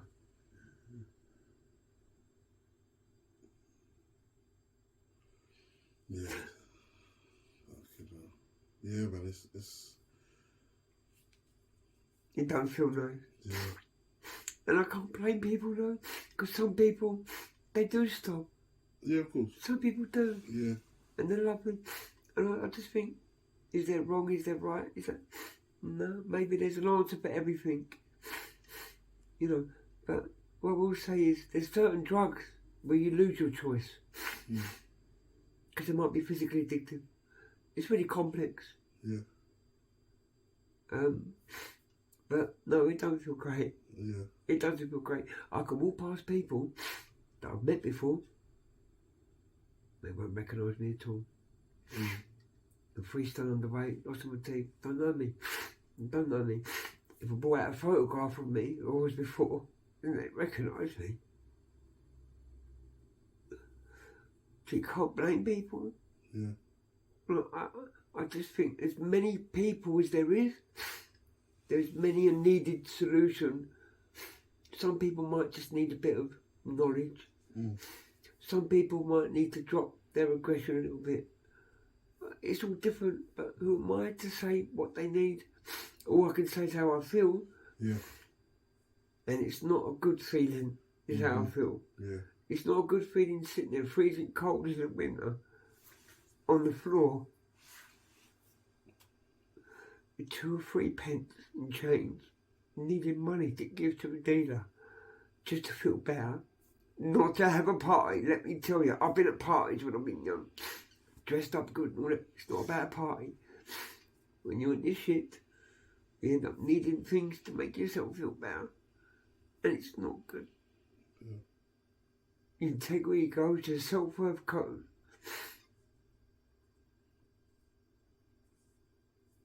It doesn't feel good. You can't blame people. People walk past me at the station. Every person walks past me. Someone might have had a bit of bad news. They might have just been told their mum's died. Yeah. Oh, but they've not stopped to me and smiled at me. Yeah. You have to really be, I think, think of all the possibilities. But wouldn't it be even better if you weren't sitting there at the station in the beginning? Yeah, bro. I hear you. 100% hear you. Very aware. No, I hear you. But it's got to be hard in the moment. In the moment, it's hard very, to... very, very hard difficult. in the moment to think like, oh, okay, it might have nothing to do with me. Especially if you don't want the money. Yeah. You know what I mean? I say, someone stops and, hello mate, how you doing? Hi mate, how you doing? And I've had that, it's great. You know, my little bit of self-worth is, but that's amazing. Yeah. Yeah, and it's not hard for people to do. And I think the reason why I ask as well is just because I want people to know that it's every time. It doesn't even have to, even if you're saying no. Because what I've realised, even sometimes I haven't got no change. Good point, you're saying. Sometimes, like, someone's asked me for money and it's like, I ain't got no money. I ain't got no, either I ain't got no money or I ain't got no change. But how do you deliver it? Right, and if it compassion, is just, honesty with compassion. Exactly. Honesty without compassion is abuse. Yeah, 100%. Sometimes I see people, fan people off. It hurts even more, doesn't it? And I've seen it, and it's like, but before I'd seen it, who knows? I probably have done it. I probably have just been the thing of my mind's somewhere else, and I'm whatever. But when you're aware, like this is hopefully going to make people aware that sometimes that's all it takes is for you to just look someone in the face, look someone in the eyes, and say, you know what, mate, I literally ain't got it right now. I mean, best I can do for you is fucking give you a spud. And that's it, man. And listen, maybe on another day. To touch me, yeah. I'm like, because sometimes people go, and I go, so, like, is that okay? Shake my hand, man. I said, you sure? Because I'm so used to like people not wanting. Yeah. Yeah. And you're right, so when they do that, you feel a bit human again. Yeah. Sorry. Don't apologise. So sometimes is that the reality of how you feel? You feel like sometimes you're not. People don't, or do you feel like people don't see you as human, or do you even yourself feel like you're not even human? Both. Both. It depends. I mean, personally, I can't judge other people, but I know this. I know no matter how bad I am on drug addiction, I will always put children, women, disabled people, needy first. And I love it. I love to do the right thing, not tell no one, not about ego. You open a door for a woman. If there's a woman's fallen over, you offer your help. Can I help you with your bag? Even though they get a bit scared, I've done it and you forget, oh God, because of my look. But I will still do that, because that's the way, manners are important, no matter what, and there's no excuse. I don't care what drug you're on, you can always, please, thank yous, manners, think about people, no matter what. It's important. That keeps me feeling a bit human still, when the drugs don't want me to be. But yeah, I've counted over 200 people that walk past me without me saying hello. And I'd say to myself, the first few, 10, 20, maybe they've had bad news, man, you know what I mean? But when it gets to 50 or 60 people, 70 people, they don't even acknowledge it. You think everyone could have lost their moment tonight. Yeah. Everyone can't just be blind. Yeah, but then you start feeling out of order if you even think that. I do. Yeah. And I get it, because you don't, like you said, it's nobody owes you nothing. Right. And I feel like that applies to just people in general. Do you know what I mean? Anyone who gets something, like, having expectations of people is a dangerous situation. Oh, well done. Thank you. Do you know what I mean? Let me not say but, because I understand. I do think though, you're completely valid in feeling some type of way about it. Yeah. Just because you can understand it, just because you can rationalise it and whatever, intellectualize how and why and all of that. You can still feel like it's fucking shit. Yeah, man. Do you know what I mean? Yeah. It's still a horrible and every situation. Every time I do. Fair play, man. What I did want to, before I get into like the I want to say quick fire, but it's not really quick fire. It's just the questions at the end, right? I heard you mention before about band. I heard you talking about music. Oh wow, man. Yeah. Touch on that, man. Like, you a singer? Was you playing an instrument? What was as far as music goes? Music's always been in my family, in my life. My dad bought me a drum kit, built on a bike when I was 5 years of age. I love the drums. I've been involved in music all my life. what we'll have to do, we'll have to get a tape recorder up there. I'm on the internet. I saved up about 40 songs I've recorded on CDs of all different bands here. Yeah, we've been signed and all this sort of stuff. Gigged all around England and been on radio shows and yeah, music's my life and it still is, man. I love what release. It gives me purpose. One of my band's name was called The Purpose. It'd be great if I was still with them, wouldn't it? What a plug that would be. Yeah. But yeah. So was you a drummer? Singer. Oh, you was a vocalist. Singer. Okay. Yeah, I love singing. I'm struggling in my life at the moment to find a reason to get out of bed, a purpose and that, because I'm really down because of my life. I'm trying to find purpose, and even the music always gave me purpose. Yeah. Creativity is so good. So did you write? You wrote yeah, music? Writing music, writing songs, recording songs, touring. Do you ever still write? The drugs stop everything. Yeah. They stop everything. These 1,000-watt speakers, since I bought them, I've never had them once on. No. Never once. Never once. So they stop a lot of things, and it's like a way out, gives me reason, but it's also a way to feel more depressed because I'm not doing it. Yeah. I love music. I really got about a part 7, part 8, because there's so much. I mean, my first band, The Bard, great man, gigs. I mean, I've toured with bands that opened up for U2, Las Vegas. They were #1 when they brought out their first album. They opened the show for my band in Shoreditch, Blue Note. And then I mean, Las Vegas, what's happening, boys? We was the headliners. Las Vegas and Pete Doherty, Libertines, Carl Barrett, his sister's band, opened the show for us. We just come back from English tour. We were smashing it. And a week later, they were opening up all Wembley Stadium for U2. Las Vegas went to #1. And they come up to us afterwards, asked for my drummer, his drumsticks. Now, when we split up, one of our bands, Flowered Up, was the headliners for Glastonbury, 1991. Headline Glastonbury, 1991. But sadly, 2 members of the band had died. Liam, lovely Liam, and his brother, Joe. Joe and Liam were both dead from drugs. I hope, I don't want to upset anyone. But yeah, so we all joined up, all of us, got together. We had a couple of people from Shane McGann and the Pogues join us. Chesney Hawks on, the one and only, the bass player. And like I say, Flowered Up, and all of us got together and called ourselves The Purpose. We was doing great, man. It was brilliant. It was amazing. And then Jenny and the Bellstars, clap, clap, clap your hands, the monkey choo tobacco, and all roll bowl. They were my idols. These people were opening the show for us. And then was at Carlton Academy playing. And we was headlining with The Damned. I mean, my good God. It's called the O2 Centre now. And now I sit out there begging. And people don't know that I was on the stage there once with the whole place. Hold up. Hollyoaks used to follow us. Stuart Manning, the longest serving actor. I hope you don't mind me, Stuart, saying it.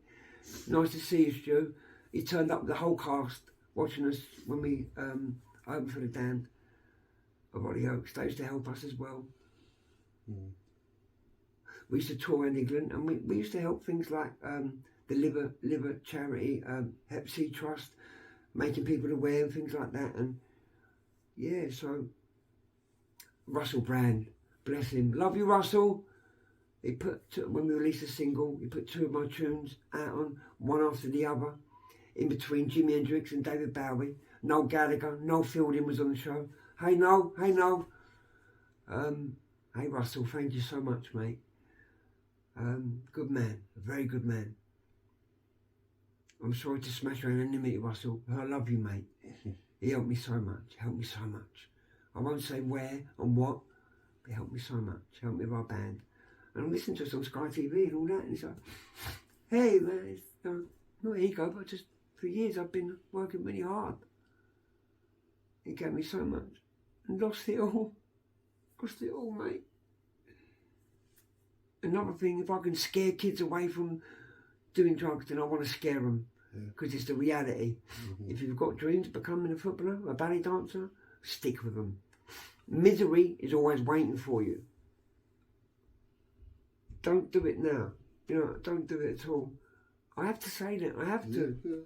I have to, because otherwise it's all about me, and I can't let it be about me. I can't do that. I can't do that. I can't. It's the purpose of saying I had a chance and I bloody carry on, and I wish I was there, and I've got so much. But what a great feeling on stage, singing my heart out. Yeah, talk about that. What's that like? Oh, amazing, man. What's the biggest crowd you've sang in front of? Thousands. Yeah. Thousands. We had, like I say, the damn headline in the O2 Centre. Thousands. It was brilliant. Yeah. Brilliant. Packed out. Full out. I'm also in a newspaper where I beat 1,200 singers in England. I come second in 1996. Jonathan Ross's brother, Paul Ross, gave me my award. I'm in a newspaper, so near, yet so far for singer. In the first round, I beat 700 singers from London, and then I beat the other 500 in the rest of England. And that one place away from £1,000 from Sony Records and Benson Hedges. But because of recording that backing track, I got a production deal with Judge Jules in Tomahawk Records. Hey, Judge Jules. And I become, when I'm there doing my album, I done backing singing for the OJs. A singer from the OJs was in there recording. You remember War, Dun Dun, honey? His cousin was in the OJs, and he was bringing out Heartbreak Hotel. Not Elvis's one, but Michael Jackson wrote it. And he heard me singing next door. He loved me so much, asked me to come and do backing singing. So I'm doing backing singing for him. But I'm running back into my studio snorting cocaine. Ego started getting involved. Mucked it all up. I'm recording an album with Judge Jules, Tomahawk Records, singing with the OJs, and I'm taking drugs at this point and getting a cab home. But I was so young. And then I had an audition with Pete Green. Pete Green is the most talented soul singer. He was the man, the founder of Fleetwood Mac. They done an award show for him the other night on TV. When I split up with the Bard, my manager, Boo, girlfriend, boyfriend with Steve, the lead singer from Small Faces. When we split up with the Bard, she got me an audition with Pete Green, and I didn't know who Pete Green was. Pete Green had started Fleetwood Mac, but he went off his head. Bless him. Love you, Peter, but he's passed away now. Oh my God, and the most amazing. I mean, you know Fleetwood Mac, Mick Fleetwood on the drums. They done an amazing show. I think it was on yesterday. And I got asked to audition for him. He heard my tapes and wanted me to audition for Pete Green. Pete Green. So you must be pretty talented then. Isn't it? Even you can say that. I know you don't. I know you're shying away from kind of being, making your ego be at the forefront. But you can say that in order for all of these people for someone to hear you in the room next door and pull you in, for someone to want you to audition for a band that even I've heard of, Fleetwood Mac, I've heard of them. So you've got to have been, not even past tense, you've got to be pretty talented. You've got to be pretty good at what you do. No? Yeah. You can say, yeah. And that's what I was even more, because I threw it all away. Yeah, but listen, the one thing I will say, is that as much of a cliche as it is, it's almost like sometimes it's a bit of a cop-out, it's for myself, but I always say, see because you wake up you woke up today, and ideally you're going to wake up tomorrow morning. Every time you wake up is a chance to do something different. Like, it's not finished until it's finished. Do you know what I mean? Yeah, you threw it all away, but you wake up tomorrow morning and you can wake up tomorrow morning and you can say, alright, fuck it, I'm going to fucking get myself sorted so that I can fucking operate. You've done that for me. You give me a reason for today. Yeah. But you can give yourself a reason tomorrow morning. You can say, I'm going to write a song about today. Yeah, but you and Jay give me that reason. Yeah. Well, yeah. What do I do without you, though? But that's why today I said to myself, sharing everything is really important. Yeah. I'm so appreciative. So appreciative, and I'm sure it's not going to be the only time. I'm sure it's not going to be like the only way we're going to be able to kind of help.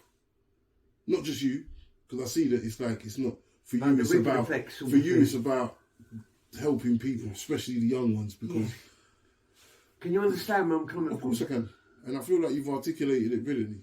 You've conveyed it. You've bared your soul, and I think that that's the best way for people to connect with people. Do you know what I mean? So I'm so appreciative. I've got to be honest with you. Go on. Tip of the iceberg. I bet. I don't want to bore you. There's no boring going on here. There's no boring on. You're fucking. Excuse my language, but you're.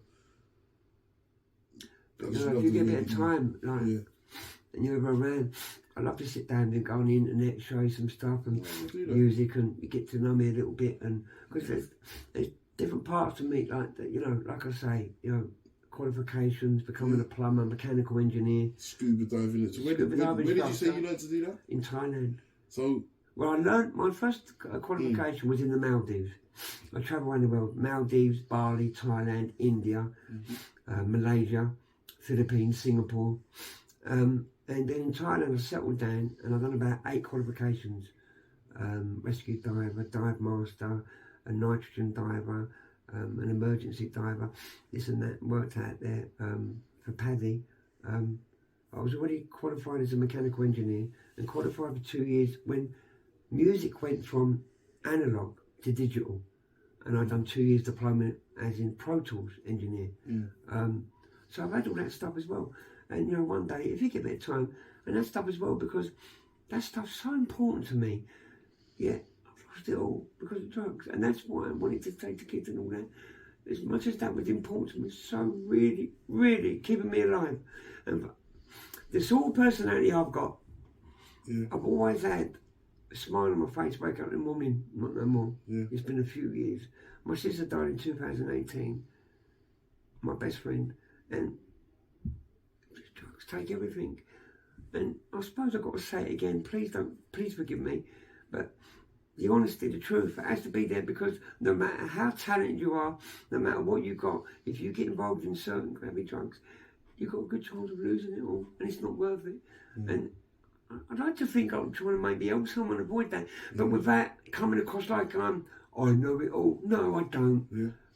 Am I doing something wrong? Do you think? I don't think so. I think you've been really, obviously you've been open and honest about your story, but also as well, I think you've shown a lot of compassion, and I feel like you've kind of controlled yourself big time in ways that I don't think a lot of people can, whether they're on drugs or not.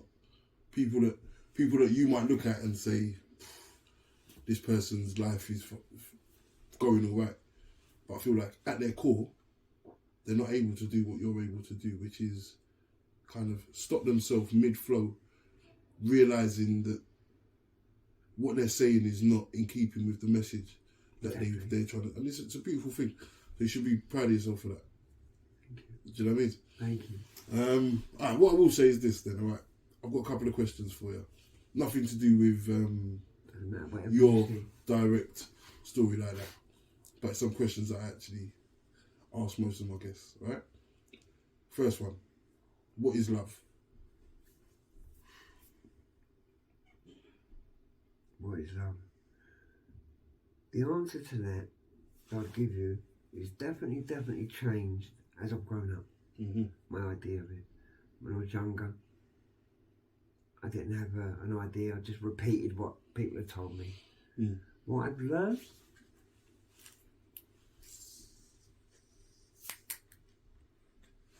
it's definitely an action. It's definitely a feeling, but it's definitely an action. It's a combined. Oh, I love someone, but I'm not in love with them. I can, make love with you, or I'm in love with you. I'm sorry, I need to break up with you. I love you, I always will, but I'm not in love with you. Meaning, I love you, but I don't fancy you. No. Love is a respect. It's the highest respect you can get. It's an unconditional level of care. Care, trust, unconditional love means I've got a revolving door for you. Even when you make mistakes, I will tell you where you've gone wrong with compassion, but I'll never shut the door on you. And I have no choice, because when I get to that level and it reaches love, that door becomes automatic, even if I don't want it to be. And I wish it bloody didn't. It does. That's my feeling. It's a level, the highest level of care. Great answer. Okay. What is forgiveness? Wow. It's one of the hardest things you could ever do. It's an action. It's an internal action that can be verbalized. But I think for it to be true, it needs to be in your heart. You've hurt me.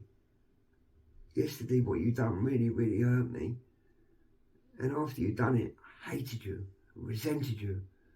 And I'm walking around with my guts feeling like I've got heartburn. Resent.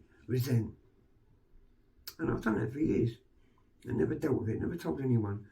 And I feel like I'm hurting that person every time I think of them by feeling that heartburn. Little note, I'm hurting myself, not knowing. And then learning about forgiveness. The weird thing was, what I didn't realise was all them years, the poison, the heartburn. Because when someone hurts you, it's not nice. And if they're not getting punished for it, I want them to bloody be punished. So you walk around until they're punished with this heartburn. Little nudge in knowing, it's just hurting you. Forgiveness for me is an action, and the only way I can free myself, it's a double whammy. Someone hurts me, the resentment I'm left with after they hurt me is from that one action they've done. And a poor person, just innocent, is getting whacked twice. The action, what the person's done to hurt you, and what they leave afterwards. And the only way you can release yourself from this is forgiveness. Is that true? Well, for me, I can't talk for anyone else. Yeah, and I wish it wasn't. Because I like resentment. I like to hang on to the thought of not liking people, but I didn't realise it was hurting me. And true forgiveness. Man, when I was growing, when I first got clean from drugs, I was asked about the things I'd done to hurt people, loved ones, emotional hurt, financial, physical, and we come across this, and this resentment thing played a big part. People resenting me resenting them.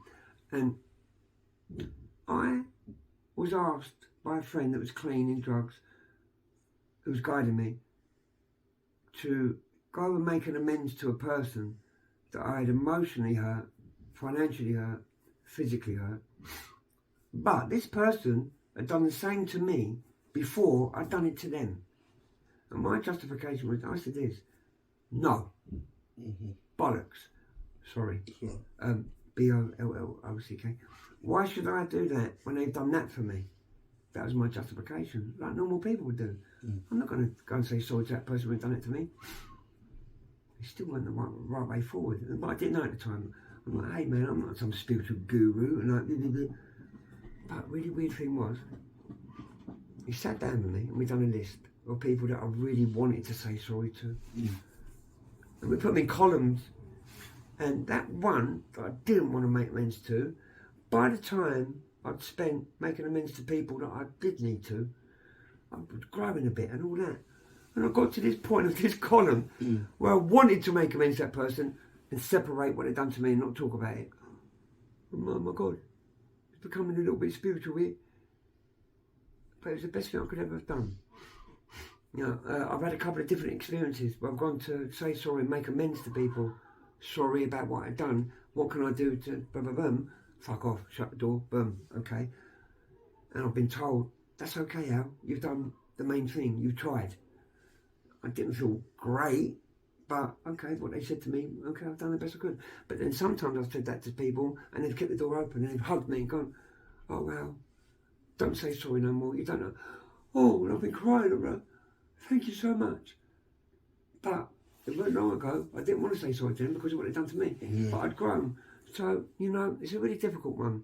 Forgiveness, it's important. Resentments hurt. But I'm not no spiritual guru. And there's certain things, I've got to be honest with you, there's certain things in life I don't know if I could forgive someone for doing. I've got 3 granddaughters. You know what I'm saying? And my son and daughter, 30 and 26. I can't tell you that if someone hurt them or went to hurt them that I'd forgive. I would want, you know. So I'm not judging anyone, but all I know is this, you know, forgiveness is a real good thing, man. And it sets the person free that's been hurt. It's really weird.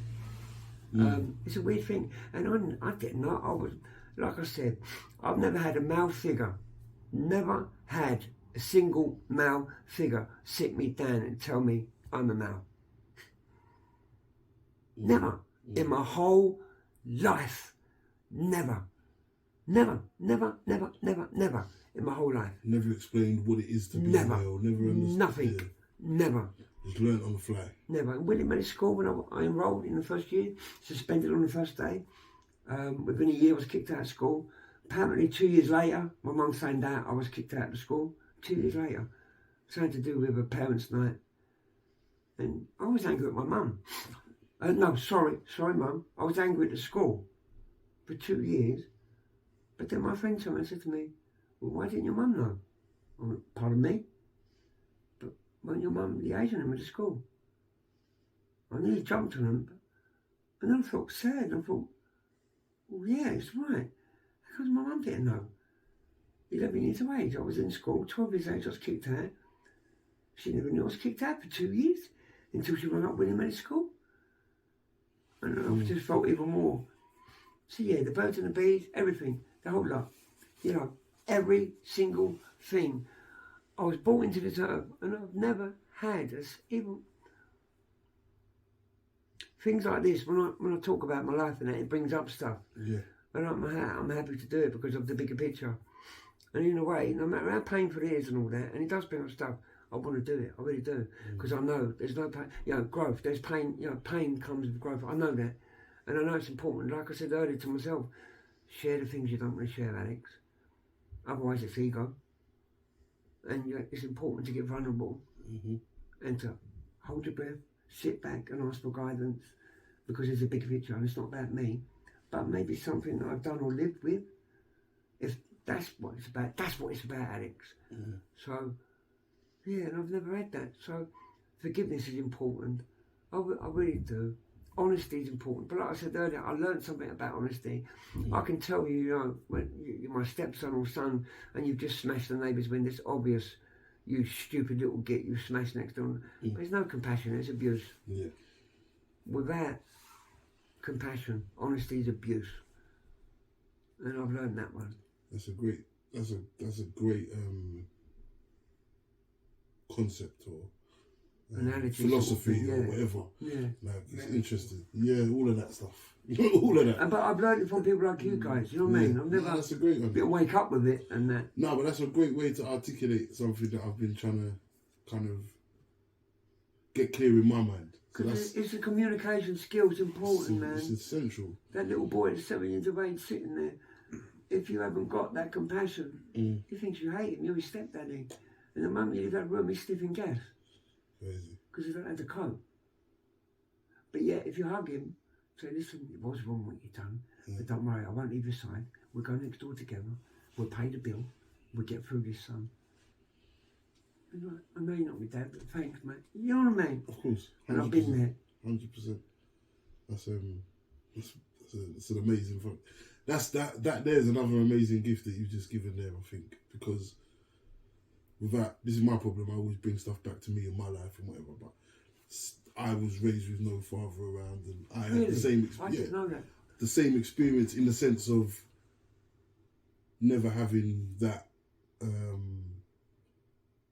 the blueprint of what it is to be a man and right? And the funny thing is, getting older, I realised there isn't a one blueprint.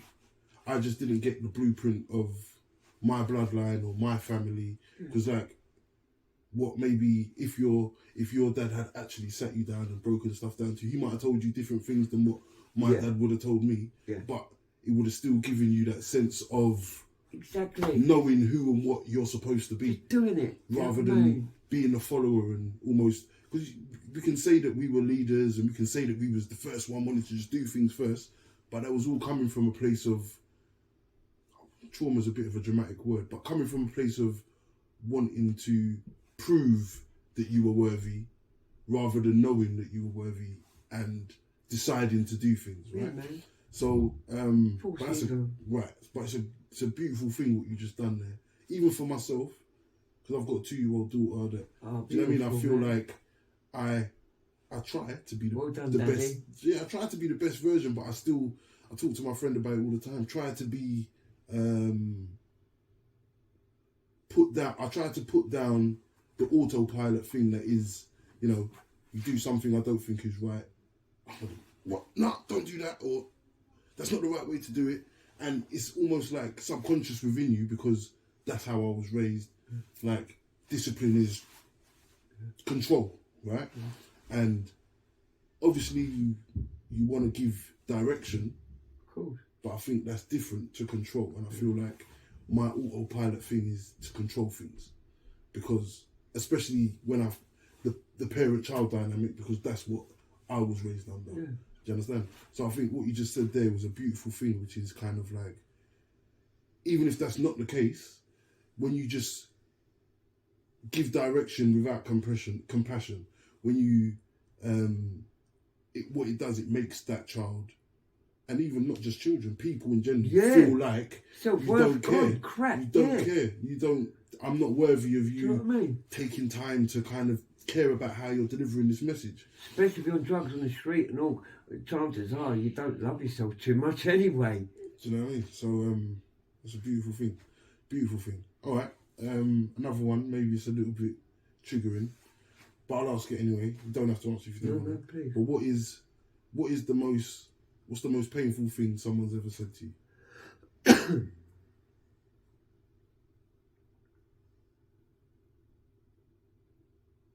Your sister's dead. That wasn't put down for my personality, but that's the worst words I've heard. Your sister's dead. But I will say this, recently, one of the most painfulest things I've ever heard. Read was a text. And a breakdown of my relationship with my daughter. A text saying, "You piece of shit."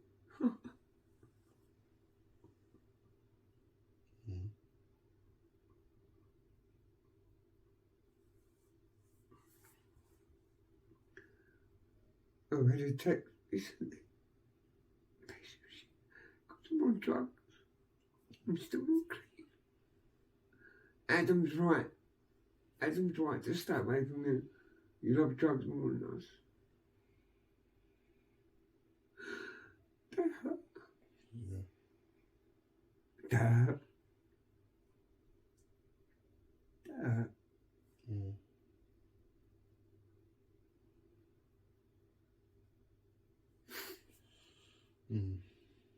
Yeah. And it was only last week. Yeah. So that covers the last 50 years. That's the worst thing. Yeah. Obviously knows my sister dying. Anyone that loves anyone, it's going to hurt anyone. But on the personal level, talking about me, it was when I read the text from my daughter saying, "You piece of shit." I break down in my relationship. When she had her first baby, she come and live with me for 6 months. I showed my daughter how to win the baby and everything. She chose me instead of my mummy. I was so proud. Yeah.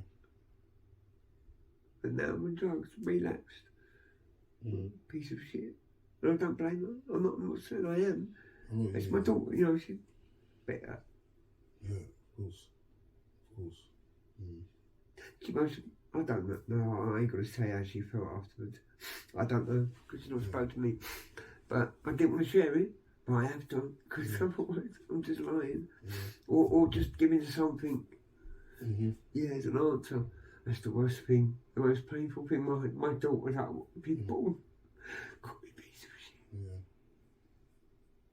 Yeah, I can only imagine what, like I said, I've got a daughter. I'm still pretty early in the journey, so, but I can only imagine what.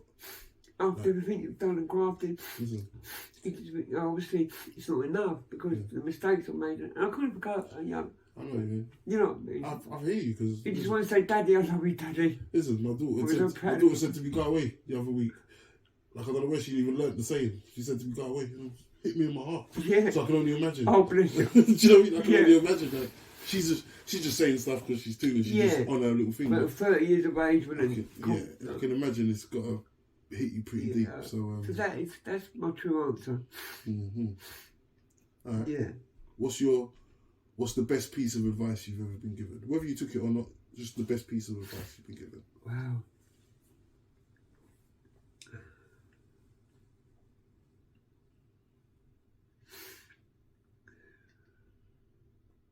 I don't know if it's something that was given to me or something I heard. Like I say, I've never sat down with an adult that's ever.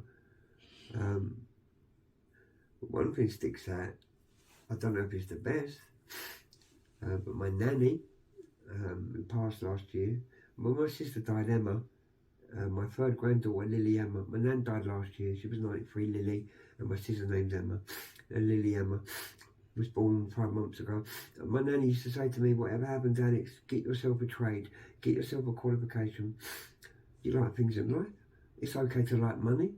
You like to go on holidays and all that. She said, but don't get caught up in the love of money. I said, well, I'm confused then, what do you mean? She said, look, you need to pay bills, you need to pay your rent. You like holidays, Alex, you like clothes, you like going. Well, yeah, she said, well, do you want to rely on people for that? Well, no. She said, get yourself a qualification. She said, it's important to have money, but never put it at the top scale of making your life chasing money. The love of money is not good. She said, but as an independent, you know, feeling confident and happy about yourself, paying bills. So that was good advice. From the men.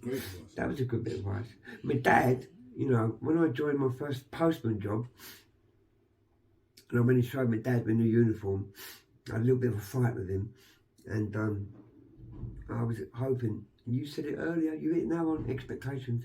I was hoping he'd build, and he didn't. And he said, I won't last long. You know what I mean? Criminal activities are going to seep back in, sort of thing. And I got upset. I was a postal cadet, and my mum put all my uniform on, and I went down to Flaxman Terrace because he'd just come out of jail, and he had one of them flats, the rest was all squatters, and when he opened the door he laughed.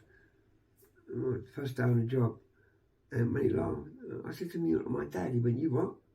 I said, you're not my dad. My mum got F-U-C-K-D-E-D by the milkman. He went, what? Pulled out 2 knives, crisscrossed up against my throat, lifted me up against the wall, and started nutting me in my face. So within a few seconds, I had 2 blades up my throat, black eyes, all blood-damaged uniform. And my dad was telling me, the only thing you be careful, keep your head down for 5 years on the post, and then let you go on the money train from London to Scotland on the security. And then I walked out there and went up to my mum, you know, at the door, and she knew straight away. I was screaming, what's happened? What's he done?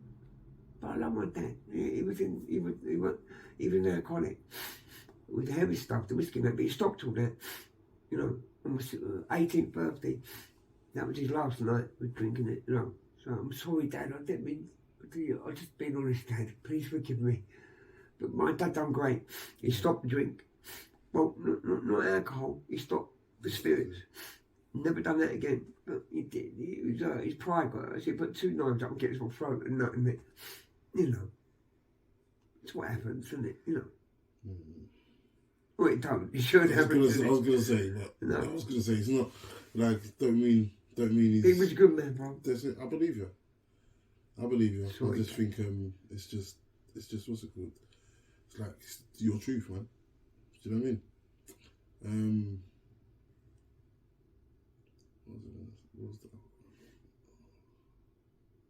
I really enjoyed today. So have I, to be fair. It's been painful and upsetting, but I've got a weird feeling it's helping me. I hope so. I hope it's not just, like, I hope it's... I don't get many people I don't talk to or trust. I don't trust no one. A lot of people I don't trust. But I keep seeing it. I've seen what you're doing. I've seen what you're both doing. I keep telling myself that, Alex, the moment you don't want to share something, you tell them. Because it's so easy to share back. You know what? When I was young, I had 50 grand. I'm good. No, what about telling them about you got no teeth and you don't wash them? Stuff you don't want to share. Yeah, of course. Scare the kids away because they should be scared. It's important. It's important. All right. Yeah, and you're right. Thank you for saying about the self-worth. Got no self-worth. But there is people out there that do stop and they do appreciate me. And you're one of them. No, I appreciate that. I appreciate that a lot. And like I say, I think it's important, like you said, in the same way that you do, in the same, just all the way transparent. It ain't always been that way. No. Do you know what I'm saying? It's growth. We grow and as we experience more, we know more and we understand that, like, it's like you said, growth, it's a journey. isn't it? It's a journey, man. It's a journey, and I feel like this is obviously as well is gonna help me see the importance of it, importance of just being more plugged into the world. Because sometimes it is you're just in your own world and you're just going about your life, and you don't realise how much something that an insignificant action on your part or lack of action on your part can affect you, and how not only is that going to affect that one person, but me being a piece of shit that day, me just running around and just ignoring this person is going to affect you. You're already in a bad way, so then you being in a bad way now is going to make you, I don't know, go see the local dealer. Now you're back on this spiral. Maybe not. And then not only that, then it's going to end up maybe you're going to you're going to miss something that's important to someone that you care about, and then you're going to end up getting a text message that's going to put you back however many steps on the journey that you're trying to be on. So it is this butterfly effect and this snowball. It's so true, man. Do you know what I mean? So domino effect is amazing, isn't it? Yeah. All right. All right. Before the final question, I would like you to you've got the floor now, to literally just say, if there's a young person out there watching this, somehow they've stumbled on this video, and maybe they're not even addicted yet, but they're in the circles, they're in the environment, they're you after doing it that one time, okay, and they're going through something right now, and they've got this memory of this peace that would come if they just done this thing. They'll get rid of this pain for this moment. What would you say to them? Obviously, you're going to say don't do it. Yeah, of course. But, do you know what? I've got to be honest with you. What I was going to say is to people around that person, if you know someone like that, reach out to them. Okay. That's what I would say first of all. Yeah. Because to connect to that person, like you just said, I'm going to say to them, don't do it. Which you know that. But what I would say is to people that have people in their lives, become more aware of someone that might be going through that. Because I think that's where it's at. Because if you want me to talk to that direct person, I'll say, just hold it back a little bit. You can cope. I'm hoping that you might have someone in your life, a mentor, someone you can go to, that you can trust, that will listen to you, give you some support before you act out in a way that you might not be able to reverse, to change. Just hold on for a little bit. Big decisions you're making here that are not going to be a 24-hour effect. It's going to be a life thing. I'm telling you, it's going to change your whole life. And you might not have one. Yes, So I'd say it's for two things. Yes, people that have someone in their lives that could be going through that. How do you spot that? I don't know. Your responsibility. You might be a dad, an uncle, a cousin. You might have someone younger. You know when someone's starting school, whatever. You know. But if I'm talking directly to them, don't please anyone. Don't do something, because you want to fit in, feel good. You're good enough. Don't worry if you've got a mole on your nose, if you've got ginger hair. You're all beautiful, man. We're all the same. There is no, go and speak to someone. There must be someone. If there ain't, pick up a phone. I'm sorry that there ain't. But if there's someone at school, a mentor, if there ain't, get on the phone. Ring up the police. Ring up somebody. Someone said to me the other day, like, Samaritans help them save their life. Yes. Just literally being able to just talk to somebody. So I said to you earlier, you talking to me, yeah. I don't think you realise how much you've helped me. I'm glad. I don't think you have. Because every day I trust everyone to me. It's been 2005 when I learned about forgiveness, what it really means, resentment. It's the last time I spent this amount of time talking about my inner. So, 17 years ago. So you've helped me. I'm glad. So if that is an answer for your question, is that... Reach out to somebody. Yeah, because sometimes you might think your option is the best option, but it ain't. It might not be. Yeah. Because you might have more options than you think you have. Yeah. Because for me, I never had one person that I think I could go to. I don't want to go to my stepdad, my mum. My dad's in prison. Oh, I know what I do. I go to gas. I know what I do. I go to glue. I know what I do. I go to that. I go to the dump or the railway. On top of its race. I do that. I never had no one there. Not one person. No, when I was 11 years of age, I found 28 grams of heroin and 40 9-ounce bars of rocky hashish. I can't tell you where I found it. It was close to home. It's the first time I found heroin, you know what I mean? A little bit too close to home. I won't say where I was. Yeah, probably do. You know what I mean? So I've got a lot of resentment still. Yeah. So what I'd say is that they might not be in a situation where there's someone loving around them. I'm sorry that you ain't got that. But bloody pick up a phone because there's someone else out there that you might not know. Like you said, the Samaritans. I'm praying that you've got someone in fact, I'm going to go to Uncle John, he loves me, go to him. But if there ain't, before you decide what to do, it could be all in your whole path in life. If you have a life, it might stop your life tomorrow. Just try and get a second opinion, get a third opinion. That's what I'd say. Don't rush into it. Yeah. There is people out there that will listen to you and will care. And I'm sad to say that maybe your situation, your family might not be the best place to get that. I'm not saying that they're bad people, but they might not have the tools that they was given, that you need, that you deserve. Give yourself more options, give yourself more chance. Take a chance, ring up them helplines. You can always go back to your first thought, give yourself more options. I didn't. I just went on my first one. Bang, glue, gas, don't want to feel. I never had an Uncle John, an Uncle Terry, or Peter, or Dad, or anything. Give yourself as many options as you can. You're worth it. Beautiful. That would have been a great place to end it, but I still want to do my one last question. My one last question is, you have the floor to ask me any question you want. I call it Ask the Host, so any question you want to know.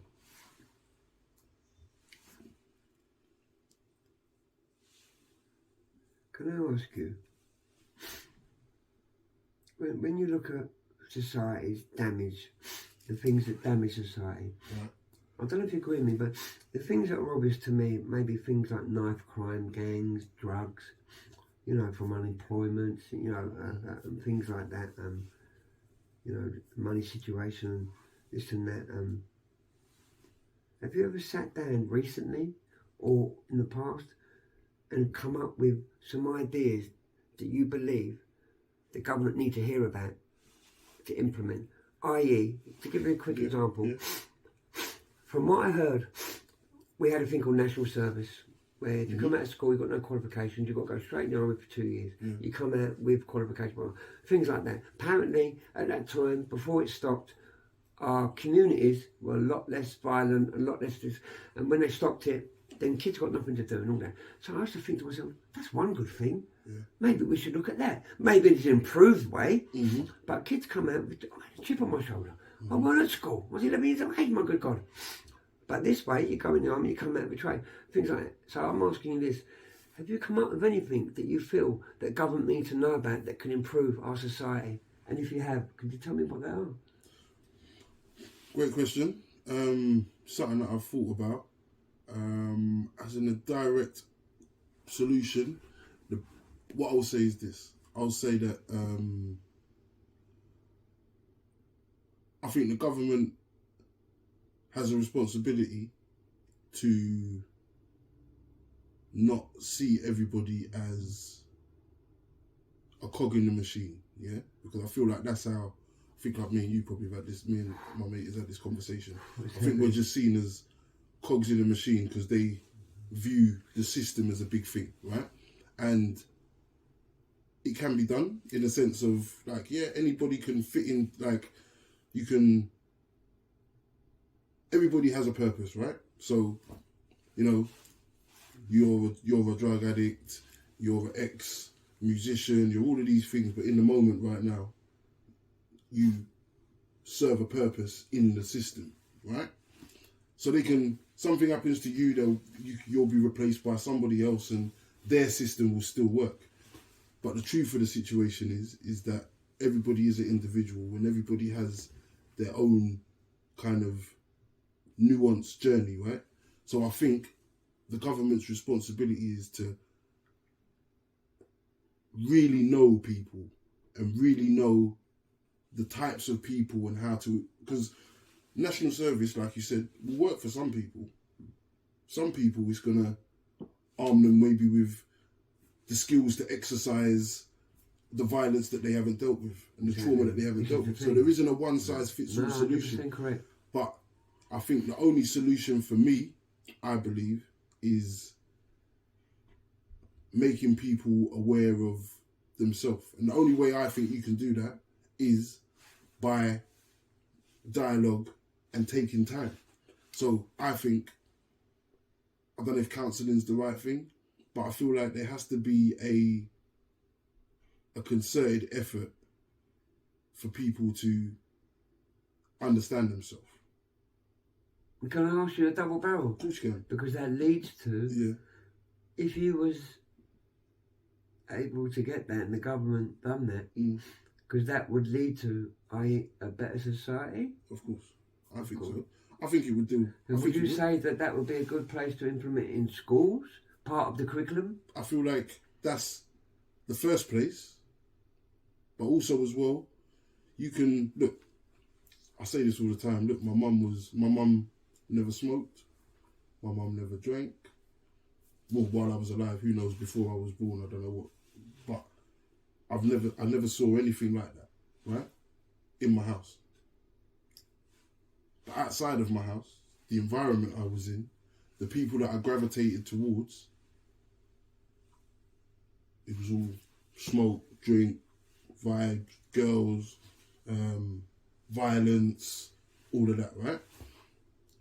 So, same as in school. Like, you can implement those things in school and you can arm some children with the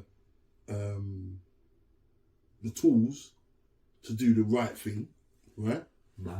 But when you're a kid, my analysis is when I was, let me not say when I was a child, my value system was my peers, the people around me. What does my mate next door, what does he respect? Because, like, kind of similar to you, there wasn't that father figure to kind of give me a blueprint of what I'm supposed to respect, right? So unless there is a change in that culture, there's only so much that's going to affect, right? So my belief is the best you can do is arm a child with as much information on themselves and who they really are. Because some children, look, I'm going to get into my whole soapbox, but this is what I think. I call him my cousin, but he's my godbrother, right? We was maybe 17, 18 and we were speaking about who are you really at your core? If you stripped away civilization and you brought it back to before there was bloody industrial and buildings and all these things, who are you really? There are types of people. You got some people that are teachers, some people that, if your true value is, I learned something today, I just want to share that with somebody who it might help, right? Yeah. Like you sitting there, right? You got some people that are just at their core, they're just like soldiers. Yeah. Like all they want to do is just protect people Right. physically. There are some people that are healers. All they want to, this bird is got his wing broken. All I want to do is just take care of this bird, and that's how they feel good about themselves, right? If you get people to understand who they really are at their core, strip away all the other bullshit, all this other shit. Like I've got to work and I've got to earn this money and I've got to go do that and I've got to look after this person because it's my responsibility. If you actually got people to understand who they are, and they was able to actually make an informed decision about where they want to take their life, I feel like that's in a roundabout kind of ways. You're going to be a lot of people are going to be making more choices that are healthier. I think so. Just like putting a blindfold on. I think so. Yeah, and I think I like that. I think. Can I just please excuse me for butting in there? That's all right. But I get this thing, it's like, because otherwise, how many years do we waste? And life is about a journey of knowing oneself. To know oneself is the most important thing. Yeah. So if you've got that before you start out, don't you think so? Wow, I mean, your choices are going to be pretty. I like better, I think. And I think, but then it's about how do you do that. How do you? You have a choice. You can be dishonest. You can be honest. Yeah. You can be, aggressive or non-aggressive. You can be forgiving or not. Yeah, But to know that you have a choice, to know yourself. Yeah. I like that. Because look, just me observing you, like I feel like you got a teacher spirit about you. Not like in the way of someone going to school and this 2 + 2 is 4. Yeah, not in that way. I mean, in the sense of your core is like you wanna. Not only do you want to be a good person, because I see that, but you also want to help. Definitely. You also want to use the experience that you've had and be able to, if you can, guide somebody to not have to bang their head on the same wall that you banged your head on. Do you know what I mean?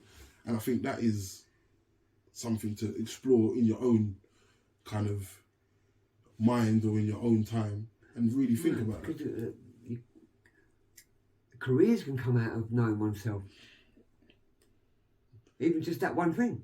Simple as that. And I feel like that's where a lot of people fall down, even myself included, feeling like you've got to go down. I used to want to be a vet when I was a kid. Yeah. In the end, I was like, I want to be in school for 8 years after I've left secondary school. And that's what made me say, forget that. Yeah. Just that one decision. Knowing oneself. Yeah.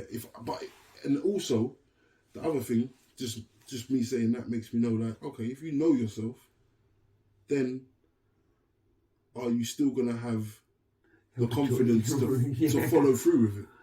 Because I feel like I knew myself. I'm a caring person. I used to love animals, and we was talking about it earlier, I used to spend my life watching bloody animal documentaries on TV. It's better to at least do that than not know oneself, because we know where we're going when we don't have that knowledge. It's definitely shooting in the dark. Yeah. Pissing in the windows, they say. Yeah. That's really interesting. That's my answer. That's a really good hopefully answer. I answered the question. Yeah, big time. Thank you.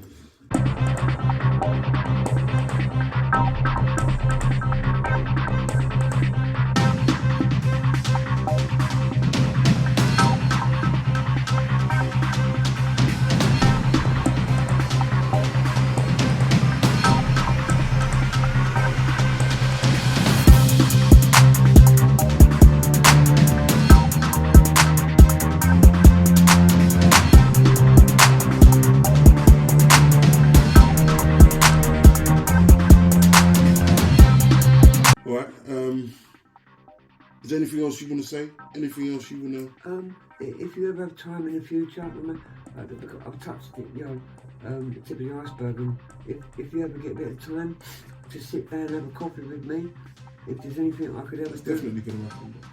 I'd love that. I appreciate letting me be a part of this, the bigger picture of what you both are trying to do and what you're doing, and I'm grateful. I'm really grateful to you. I'm grateful. Seriously. I'm really grateful to you. I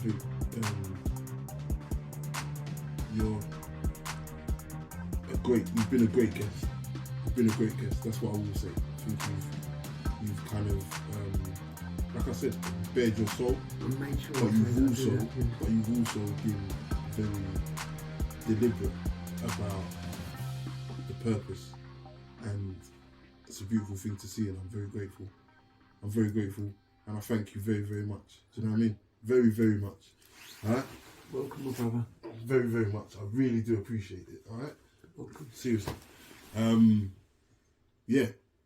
I'll just leave this by just saying thank you for sharing too much information, and until the next time, love every time, man.